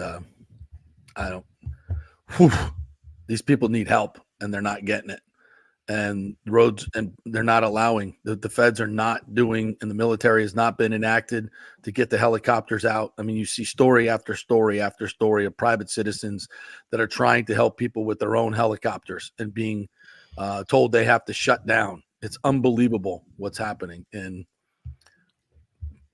I have no words. These people are dying. They're literally dying because they can't be reached. And there's local sheriffs that are keeping people away. Oh, yeah. I do want to shout out some of the efforts from some other people who are answering the bell right now. In my world of NASCAR, I don't know if you remember Greg Biffle, the former. Yeah, I saw what he was doing. Yes, he's been doing some great stuff with his helicopter. He's been accessing areas that are pretty much unreachable by larger aircraft and dropping off just tons and tons of supplies. And he's been doing this every day here in the there in the Western North Carolina area. So shout out to Greg Biffle. He's one of many. I'm so familiar with it from all the guys in NASCAR because a lot of those stops are centered in Charlotte. So they're all kind of close by. They all got choppers. Yeah. Michael Jordan and 2311 are donating. They donated $1 million to the effort. Joe Gibbs Racing is taking haulers upon haulers of stuff over there. So where's FEMA? Where's the national response? It's unbelievable. Yeah. Never seen anything like it. I unfortunately people from going in. I unfortunately feel like, and this is unfortunate because it shouldn't matter, that when it's areas like this that are just these little towns in the middle of nowhere, I don't think it gets as much attention as if it was happening in some bigger cities and stuff like that. I think that probably plays a role in it and the lack of coverage maybe. But I do want that to be put out there that there are a lot of people, organizations, sports teams, celebrities, whatever, that are all chipping in collectively to help out these people. So yeah, the Florida National Guard, DeSantis sent the Florida National Guard up there to help, and they were kept from doing some things, and they had to use private citizens to help them out. I mean, it's crazy. Yeah, and the Bucs are also one of 8 teams who I believe donated $1 million. To the effort as well. So Jeffrey Vinnick, $2 million. Jeffrey Vinnick, $2 million. So we're keeping score, but it is what it is. Victor Hedman and his wife gave $150,000. They were out doing some volunteer work. So yeah, locally the people are helping the people. And I think the state of Florida response was tremendous. DeSantis did a great job getting all the trucks and the power back on as soon as possible. I think he did a fantastic job with that. So the people here seem to be getting the response they need. I'm still, I don't know the inner workings of it, but the whole idea of not being able to get back to your homes, and I know that it's hard for law enforcement because they want to keep the people safe on one hand, and if the roads are not as good as they need them to be, and they don't need people coming in and keeping the law enforcement people from doing their jobs and cleaning up and everything. But at the same time, people don't want to leave now because if they leave, they're not let back in a timely enough manner to save their homes. So that's something we need to figure out. We really need to figure that part out. And because there were a lot of people that stayed that said the reason that they stayed was because they know if they leave, they can't get back in. Right. And that's bad. But hopefully we can all get through this and, come out on the other side a little bit more prepared for the next storm. All right, let's talk some college football, my friend. Huge game. What's the atmosphere like in the UCF world after this down by Colorado, and now you have this big game? They're all like, "Oh, we're just beat down Colorado." They were 14-point favorites in that game. They were 14-point favorites in that game, and obviously got their ass kicked in every phase. Just a general state of the program with UCF. I think there's a lot of fans who are. I mean, the sky's falling after the one loss. And I think it has to do with the way they lost, clearly. I mean, UCF at home has always that's been their fortress for the last, decade, essentially. And they're not used to losing like that at home. But I will say it feels like I go back to the first day Gus Malzahn stepped on campus and he was talking about, this is the future of college football. Future is here. And all this stuff. And UCF has been doing so well, like off the field, like number 1 class in the Big 12 currently for next year. Like they're doing all the things right off the field. But at some point, you've got to answer the moment and you got to attack the moment when they come. And they talk so much about how that was such a big opportunity for them on the national stage to sort of get back in the spotlight. And they laid a complete egg. And that's been, unfortunately, a theme under Gus Malzahn is every game where it's like, hey, you do this and you get this, and you do this and you get this. They just continue to lose those big games. So there's a lot of unrest in the UCF community. I feel like there should be a level of patience because it is the second year of being a P4 program. But it is what it is. The good part is now you get to go play Florida. And listen, it's not a good Florida team. We know that. But it's definitely the game that every UCF fan has circled on the calendar of like, hey, we want to have this Florida game. We want to have this Florida game. The implications from a national perspective, like, hey, UCF goes into the swamp and beats Florida, what that does for you even more so in the recruiting land. Like, it is still a big, big football game, but it's another one of those moments where it's like I'm waiting for them to answer the bell. And if you drop back-to-back games to Colorado and Florida, then it's like, all right, timeout. Let's reassess everything. But when I look at this game, Florida, first of all, is a 2-point favorite in this game. So they've completely flipped the script on UCF being a 14-point favorite the week before. Right. Graham Mertz and DJ Lagway, they just came off playing collectively their best game offensively. Florida did against it is Mississippi State. They're the worst team in the SEC by far. But Graham Mertz and DJ Lagway were 26 for 28 in that football game combined for 277 yards and 4 touchdowns total. So they were awesome.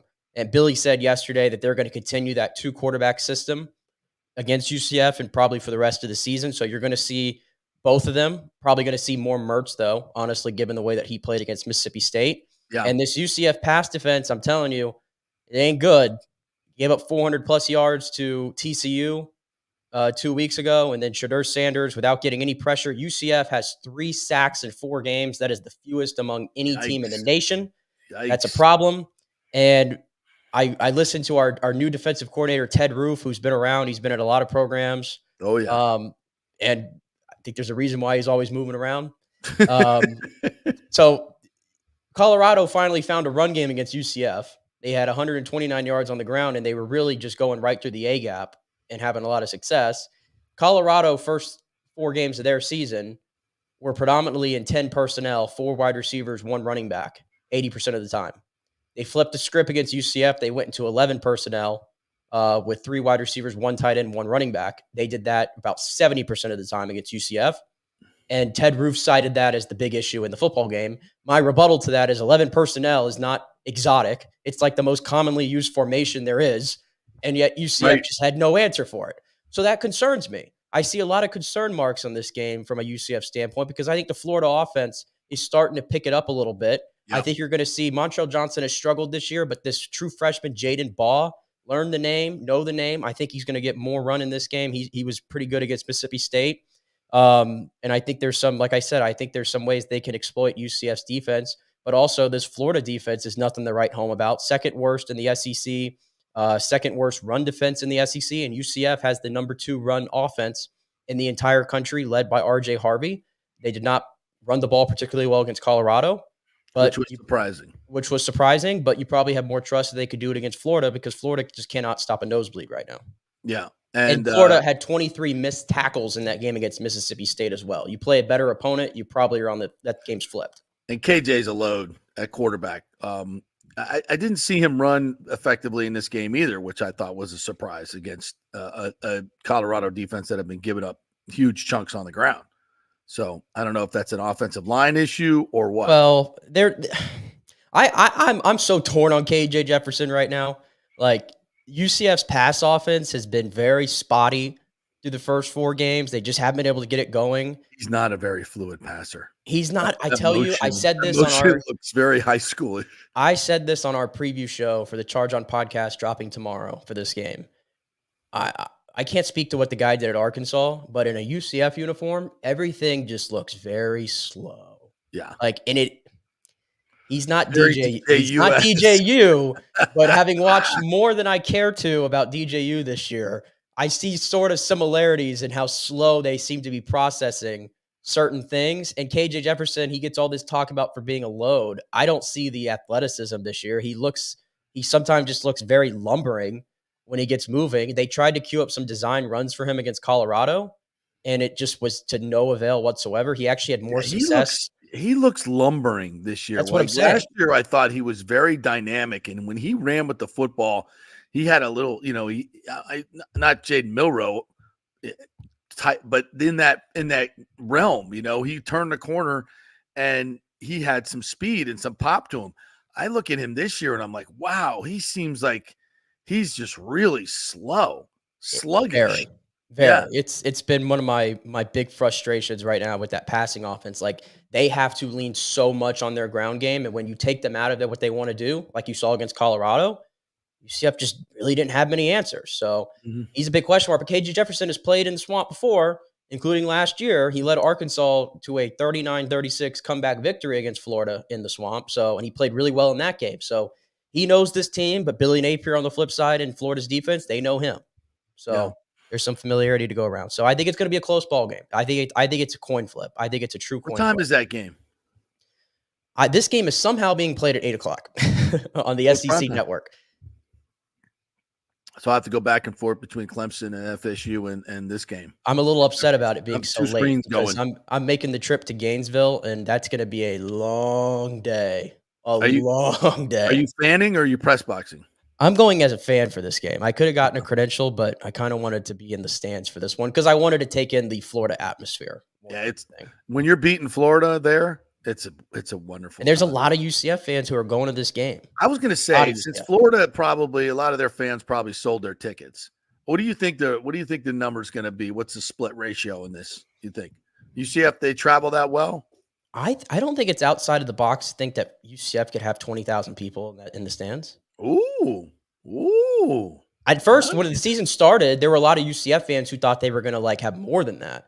And I was saying you don't know the Swamp that well.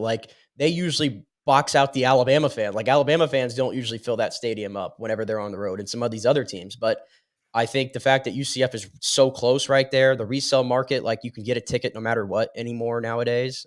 So I do think there's going to be a lot of UCF fans in attendance. All right, so FSU will take on Clemson.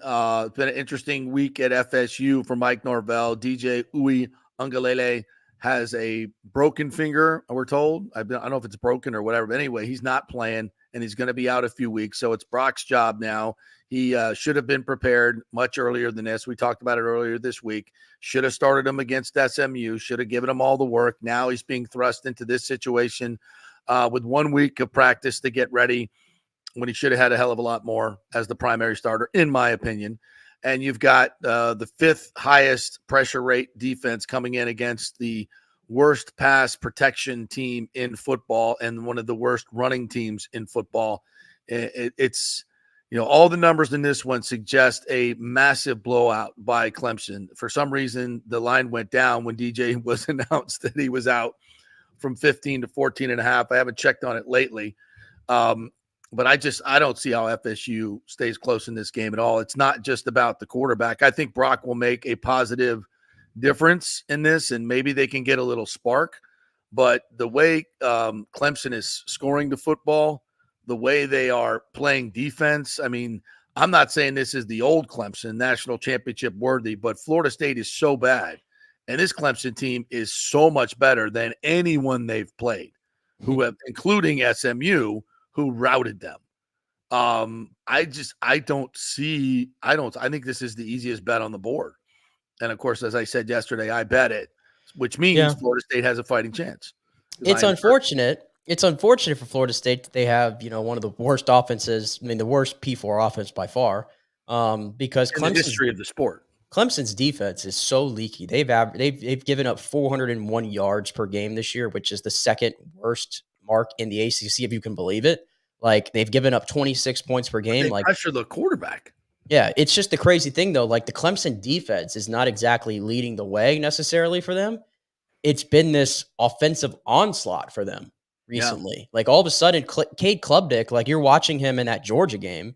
Yeah, and it's oh wow, he's teetering on being unplayable at times. But all of a sudden, he's gotten it going. Well, we figured out Georgia's defense is pretty good. I'm trying to think of his name right now. The OC for Clemson. He was the one, Garrett Riley, Lincoln Riley's brother. He's starting to call some really good games. They're averaging 42 points per game right now on offense. So, FSU could dream. That's how many points they score in 4 games combined right now. Have we scored 42 in this season total? We're averaging 16 a game. So, so a little bit more. Yeah. He probably scored 60 points, honestly. That's it. That's it. It's so bad. It's so bad. And Brock Glenn, the fact that he did not play at all until, the last couple drives of that football game against SMU all season long, yeah. I think it's just terrible process by Mike Norvell. It's terrible process. And now he's going to be thrown into the fire here. And the Florida State offensive line is dreadful. Like DJU has been pressured on more dropbacks in year than any other quarterback in the country, and it's not even close. Yeah. And the only thing that helps is that Brock Glenn can at least move a little bit. And so you hope that he can create some things with his legs, but they're up against it. There's no doubt about it. This offense is so stale. The offense that they're running is so stale. This, pistol formation, slow mesh point, bad offensive line. They don't do anything well in the gap scheme. They zone block pretty well because they're just a bunch of big fat guys that can walk forward, and they can do a little bit of something in that. But it's such a mess. It's such a mess. I really don't see how they keep this within 50 points. I don't. But we'll see. We'll see. And the only thing to me, if you're going to the game, I said I was going to be curious to see how the Cal game turned out from an attendance standpoint. It actually was pretty good. I'll be curious to see now what it is for this Clemson game if fans are still riled up to go.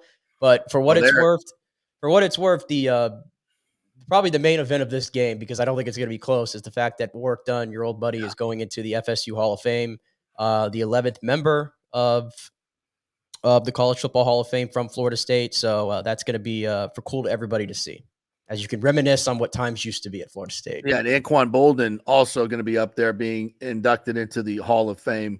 And he was talking yesterday about his switch from quarterback to wide receiver. And, obviously that made him a lot of money in the NFL and made him a star in the NFL. But he, especially in this day and age of running quarterbacks, oh my God, he would have been unbelievable in these spread offenses in the Charlie Ward type of offense. But I think it worked out pretty well for him. USF has the weekend off. Thank God for them. Thank goodness for that. Yeah, and they'll have Memphis next Friday at home, which we need to. You need to pack the house for that. They need some support. It feels like so many have jumped off the bandwagon already. So this is the time, and this is when USF fans need to be challenged. They had 15,000 students for the Miami game. They need to have that many for this Memphis game, because this Memphis game, frankly, is bigger than the Miami game. It's bigger. Yeah, in terms of your goals in the conference and all that. I doubt that's going to happen, but we'll talk about that as it goes on next week. All right, we'll take another quick break. We'll come back, and I want to hit some other NFL stories and talk a little baseball as well, and a little bit more lightning. How about these playoffs already? The underdogs, what the hell's going on? Houston Astros, get you some Detroit Tigers. Oh, my Lord. What are the Tigers doing?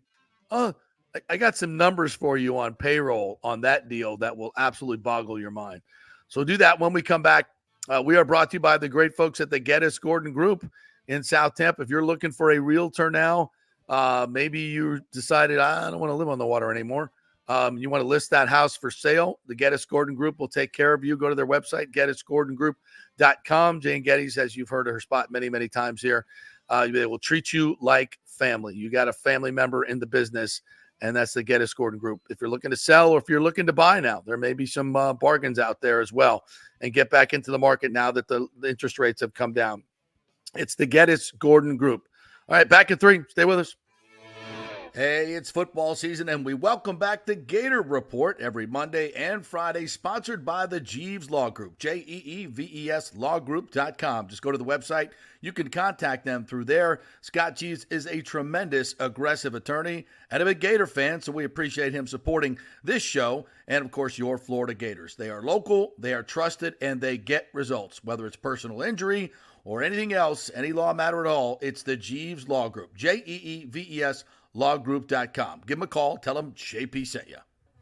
All right, this is for all you guys who don't want to go to the gym and do 5,000 crunches. At Bay Area Modern Medical Center, you can get on the new True Body machine where you can reduce fat and tone up your muscle. It's like doing 54,000 crunches in just 15 minutes.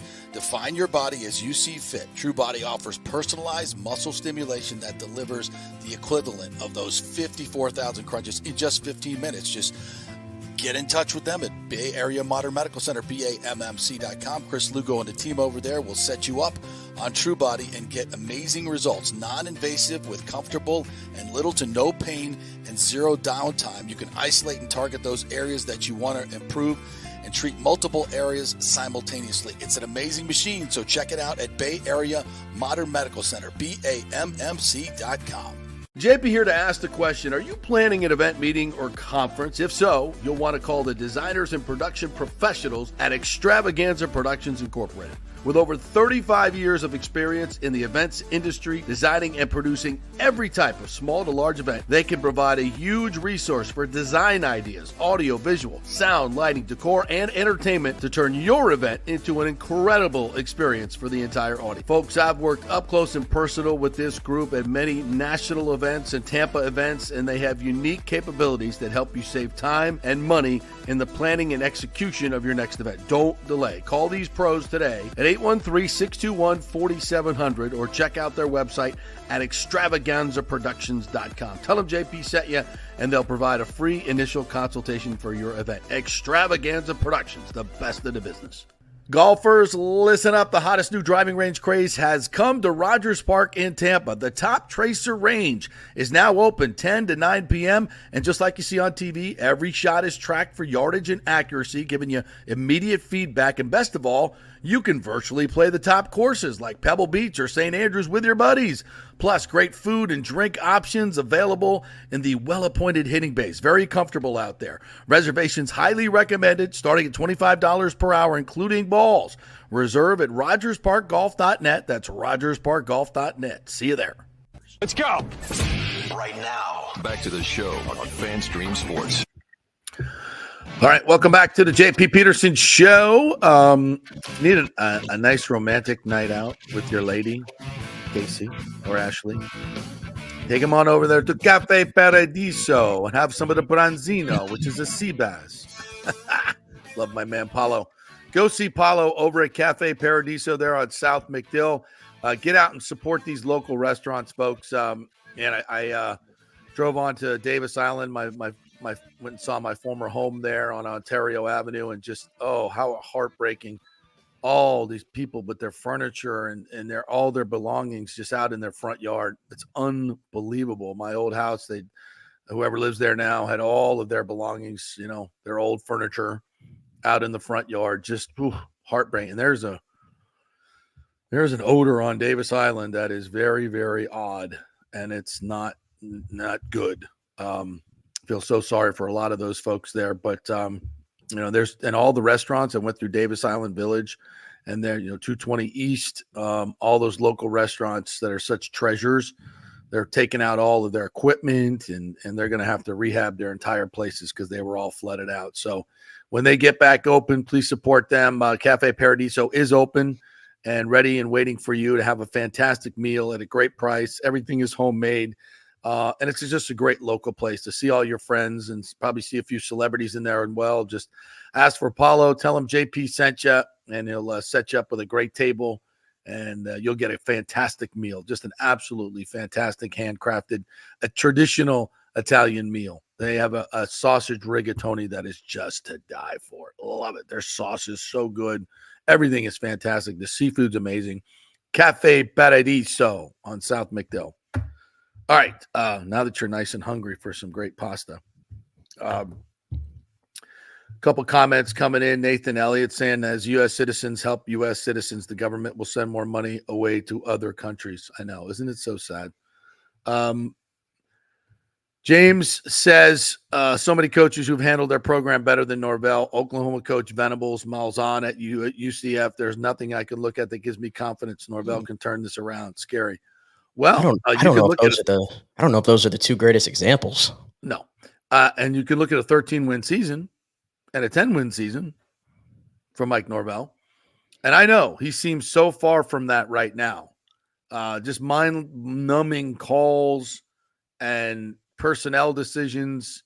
It's just been crazy. It's so crazy. The only way, in my opinion, that you can really start to take aim at Mike Norvell, I'll take that back. I've taken plenty of aim at Mike Norvell for some things. But in terms of his decision-making as a coach, it'll time to really have that conversation if the offseason comes and there's not at least 3 to 4 coaches at least who are not on this staff next year. Yeah. If he sticks the same status quo, then we got a problem. Yeah, they need to completely revamp their coaching staff with high school recruiting in mind. Go hire guys that are really good and know the inner workings of high school recruiting in the state of Florida. Yeah. The state of Florida. Yeah. Not Mississippi, not Alabama. No, Florida. Yeah, because they just lost another recruit the other day, Malik Clark, the 4-star receiver. Saw that. Florida State is now down to, on the On3 rankings, they dropped 6 spots after that. They're down to 18th in the recruiting rankings. They only have 11 recruits. Like, there's only like 2 programs that have a fewer class than Florida State does right now. Like, it's just not acceptable. Like, that's just not an acceptable rate of recruiting high school wise at Florida State. And it's setting up for another year where they're going to have to hit the portal really hard. And Florida State honestly needs to get more away from that, bringing in 20 guys at a time in the portal, not continue to double down on that. It's just not sustainable because you can't teach your systems to young players in that short amount of time. Yeah. And what you get is a hodgepodge of guys who have no effing idea what they're doing in coverage. That being said, or blocking assignments. That being said, I'm saying that like recruiting like at the bottom half of the teens and in the 20s is not good enough for Florida State. Yeah. It still shouldn't be as bad as it is. Like What, there's a the player on-field play. Yeah. The on-field play is still like you would think they're recruiting like in the 80s or something by the way they play and the lack of development that you see in any of these young kids right now. Right. I mean, I was watching tackling drills they were doing on there were some clips on Twitter. I'm like, what the F is this? Like guys have, and then you turn on the tape in the game. They have no idea. Their tackling techniques so poor. Almost, and again, it's so many more players, but like I'm so disappointed in like Conrad Hussey's play. Oh my God! Last year I thought he was really good, and this year, I mean, he's a perfect example of guy who read his clippings and just thought he was going to be a superstar, and and it comes out and then plays like such a. He just plays very soft on tape. I would use another word, but I'm trying to be judicious here because it is a college football player. It's unacceptable. It's totally unacceptable. And again, they have played this poorly against some very mediocre competition. And here comes the varsity. Woo! Gonna be ugly. The varsity for the next 4 weeks. Yeah, absolutely. All right, so a little baseball talk. Ooh. How about the Detroit Tigers? Oh, I like that. The Detroit taking out the Houston Astros. Doing God's work for everybody. Absolutely. And, Skubal was great because he has been. That guy's good. Holy hell, man. And they had a 4-run inning yesterday to oust the Astros, the cheating Astros. And I think they're the first team to have lost 100 games the year before and come back. Or that's the Royals. That's the Royals. That's the Royals. Sorry. But how many did the Tigers lose a couple of years ago? 110? And they were a little better. They had to have been close, but yeah, nobody saw this coming. Like even like entering September, like they were 500. 500. Yeah, like they were not even like entering August, I think. Yeah, they were not. They were 66 and 96 in 2022, and then last year they picked it up to 78, 84. So they've had some steady progression here. But even if like you look at their lineup, I mean, unless you are in the weeds of baseball every single day. I mean, you couldn't Parker pick Meadows is the only one I know because he's Austin's brother. You couldn't pick many of these guys out of the lineup. Oh. Like, that's no disrespect. It's like when I saw the lineup for game 1, I was like, who? Okay, who are these guys again? And they're infinitely better than the Rays, by the way. It's crazy. And they're honestly like we've talked so much about the playoffs and how, you got to have big time hitters in your lineup and everything and guys who meet the moment and stuff like that when it matters. And that's been like some of the downfall of the Rays the last couple of years in the playoffs. Yeah. But the Tigers are sort of like, proven that maybe not. It doesn't have to be that way. I mean, sometimes, listen, the playoffs can be a crapshoot, and we know that. And if you do 2 things well, and that's pitch and that's defend, you're going to have at least a puncher's chance. Yep. And they've been able to have some timely hitting when they need, and then they just kept the Astros off balance through 2 games, completely stifled them. And even yesterday, they had to go full bullpen day. And it was a new look. It was very Rays-esque. And they were able to piece it together and get it done. And AJ Hinch, by the way, he's a damn good manager. I mean, he was part of some of those Astros teams. So I think the Tigers, they might be America's team for the rest of the way, maybe. It might just be. And by the way, their payroll, their on-field payroll was under $17 million yesterday. And the closer for the Astros, Hader, makes over $20 million. Yeah, and they traded their they traded at the deadline. They traded Jack Flaherty away to the Dodgers, who was they're 2, and he's a 1 on most teams in the league. They traded him because again, they were not in any playoff discussion. No. But they were able to rally together, and they've got something special going on. I think a lot of people, like I said, are going to be rooting for them.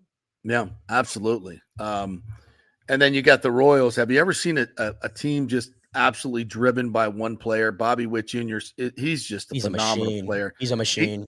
He's so good defensively. Like, you watch him, he's so just fundamentally good. He's one of the few 5-tool players in the league.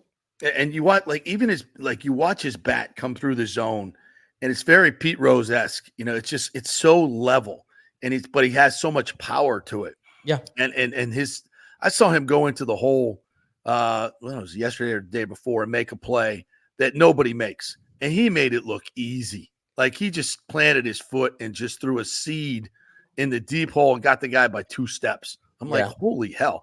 He's just so freaking good. And they don't have to score a lot of runs with their pitching. They don't score a lot of runs. I guess their combined score was 3-1 over Baltimore, but they beat them. Yeah. And they're on to face the Yankees. Royals, Yankees. First time in 44 years. Going back to the George Brett, Greg Nettles. The 1980s again. Yes. Turn back the clock. But I think not taking anything away from the Royals. They obviously took it to Baltimore on the road. But Baltimore, man, wow. You talk about no results when it matters. This is now 2 years in a row that they have not won a single playoff game. They got nothing to show for it. All that rebuilt farm system, all those stars with Gunnar Henderson and Adley Rutschman and all those dudes. They brought in Corbin Burns, and he pitched really well in game 1, and he got no help, clearly. What the hell happened to their offense? Their offense just cratered. None of them, like Gunnar Henderson was like 0-4. Adley Rutschman had like 1 hit. Santander had 1 hit. Like, when your guys just don't meet the moment like that again, like, you got no chance. And remember, at the deadline, they traded a lot of their top prospects away. And some of the trades on the surface, even then, were like, I don't know if you're getting exactly the value back here that you probably should get. Like, Zach Eflin turned out to be the only one that contributed, really. But Zach Eflin still wasn't great. I think there was an IL stint in there, too. Well, all of a sudden, the Orioles, it's like, man, you got all these players right now, and like eventually they're going to be wanting money. I don't know if Baltimore has the payroll to dish out to all these dudes. You got a window where you got to make it work, and this is 2 years in a row they've wilted away in the playoffs. Yep.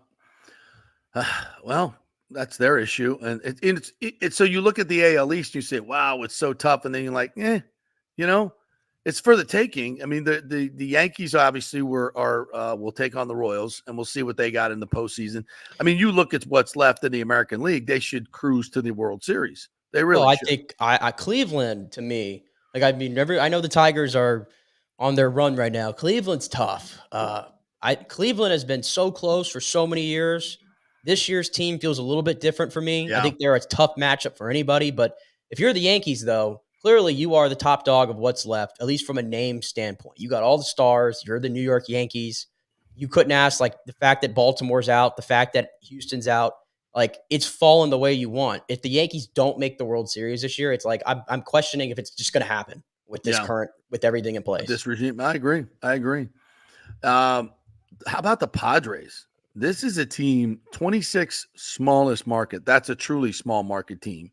But they've got some big-time stars on this team. Tatis is finally playing back to what they expected him to play. Machado is getting hot. They got a lot of big-time stars on this team. Jackson Merrill, the rookie. Jackson Merrill, oh, my God. Really, really good player. They're pitching. They've got it all. They're a really good baseball team, and they're going to go up against the Dodgers. And, fun with the expectations that the Dodgers have on them, I get it. And I think Shohei's going to pitch, right? Did I hear that correctly? No way. No way. You might see him pitching. Whatever. It's just great to see him. Thank God he got out of Anaheim, and we're going to see him in the playoffs for many years to come. This is great for baseball that Shohei Ohtani is going to be on the national stage, and obviously in the second largest market in the United States too. It's a big deal. The issues with the Dodgers is their starting pitching has just been ravaged by injuries. Like, I don't know if they have the arms. I just don't know if they have the arms. The Padres have the advantage from a pitching standpoint, and the way the Padres are hitting right now, and how hot they are, I think the lineup could be a wash, to be honest with you. And this is obviously turned into like a big rivalry right now. So I think it's anybody's series. But what the Padres can give you with Dylan Cease and then Michael King the other night, Michael King was special. First pitcher with 12 Ks, no runs, no walks in his first career postseason start. That's how good Michael King was. And remember, Michael King was a New York Yankee.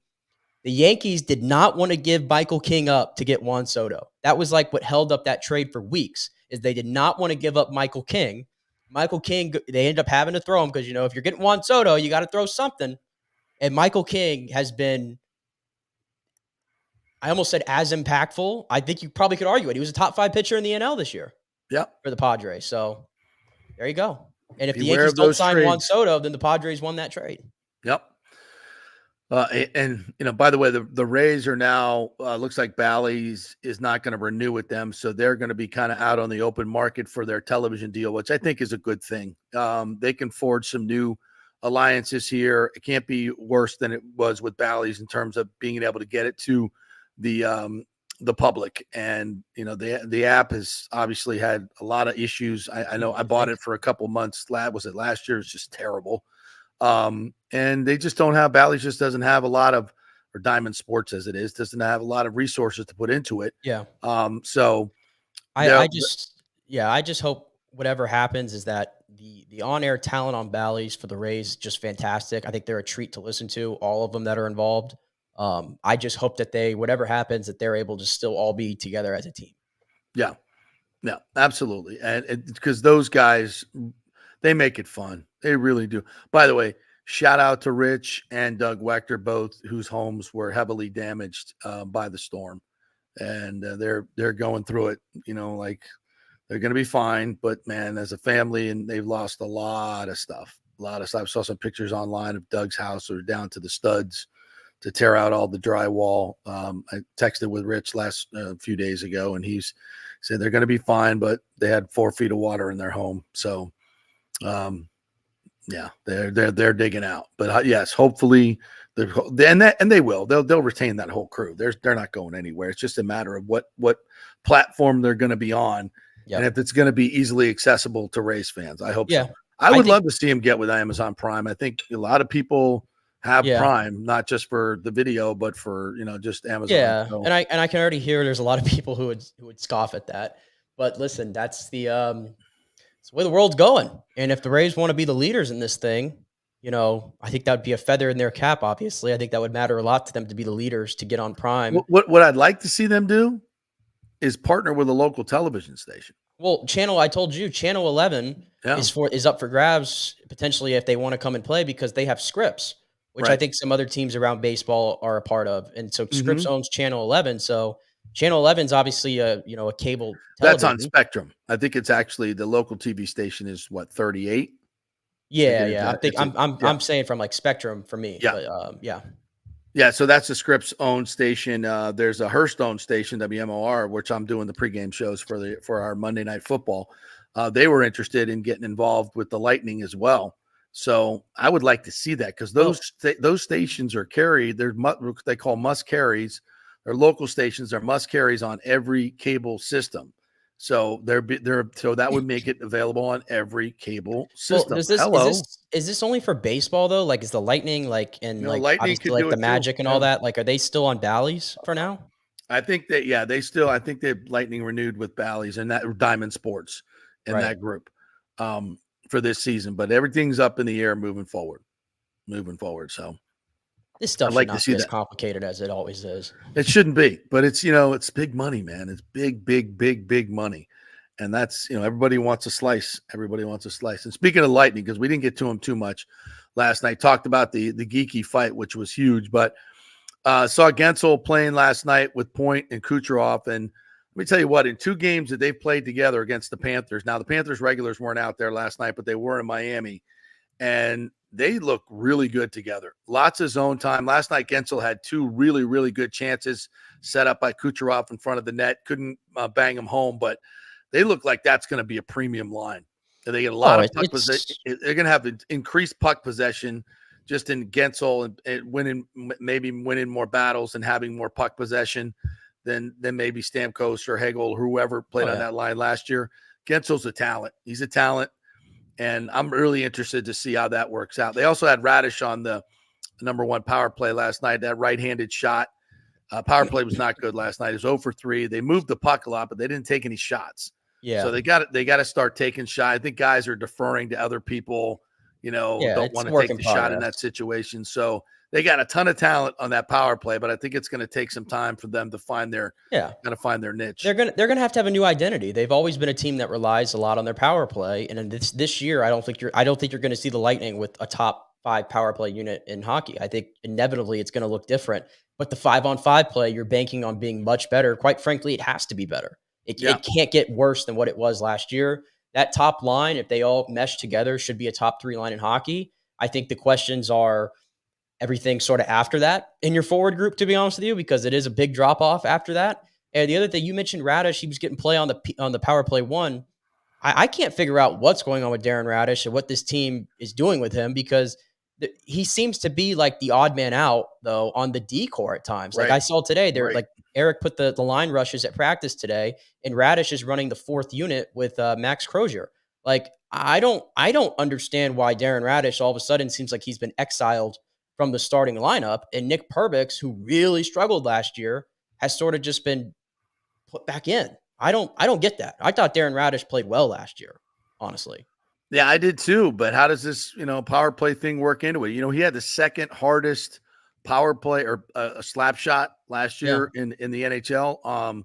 So he's got a powerful shot. Maybe that's what they're looking for, trying to recreate that Stammer one-timer that was so successful. I don't know, because so much of that is, well, I'm going to say so much, but having a guy like Kucherov who can get it through traffic across the power play and put it right on your stick, is part of the reason that Stamkos was so great from that spot, because they could just, the goalie has to switch complete sides. He's got to guard against Stamkos or Kucherov picking a corner and sniping him to go all the way across the crease and be in position to get Stamkos. And then Stamkos would always shoot at the far post against where the goalie's coming from, kind of a shot behind him. And it was so successful. And maybe they're trying to recreate that. It's going to be hard because Stamkos was so good at it, but I think that's the thinking behind it. Yeah. But we'll see. It's a lot of growth with this team, but I think what I saw last night was a lot of positives on this team. I'm just ready for the preseason to be over with. Like, it's been a nice taste. The preseason's too long in hockey. Like, I'm over it. Let's get to the regular season. They're already talking about adding 2 regular season games and taking away 2 preseason games in hockey. Do what you got to do, but I'm tired of the preseason. Let's go. Yeah, I am too. Let's go. All right, Nikki, thank you, my friend. Great job. Don't forget, folks, you can always listen to this great show as a podcast each and every day at your leisure. So make sure you go on Apple, Spotify, wherever you get your podcasts, and like and subscribe. It drops just after 12 after each and every day. So if you want to listen on your ride home, you can certainly do that. And we do it every day, 2 hours of Tampa-Bay sports-centric talk. Join us each and every time. We're on YouTube, Facebook as well, and on FanStream Sports. Download the app. Have a great day, everybody. Enjoy the game tonight. Go Bucs, and we'll talk to you and recap everything tomorrow.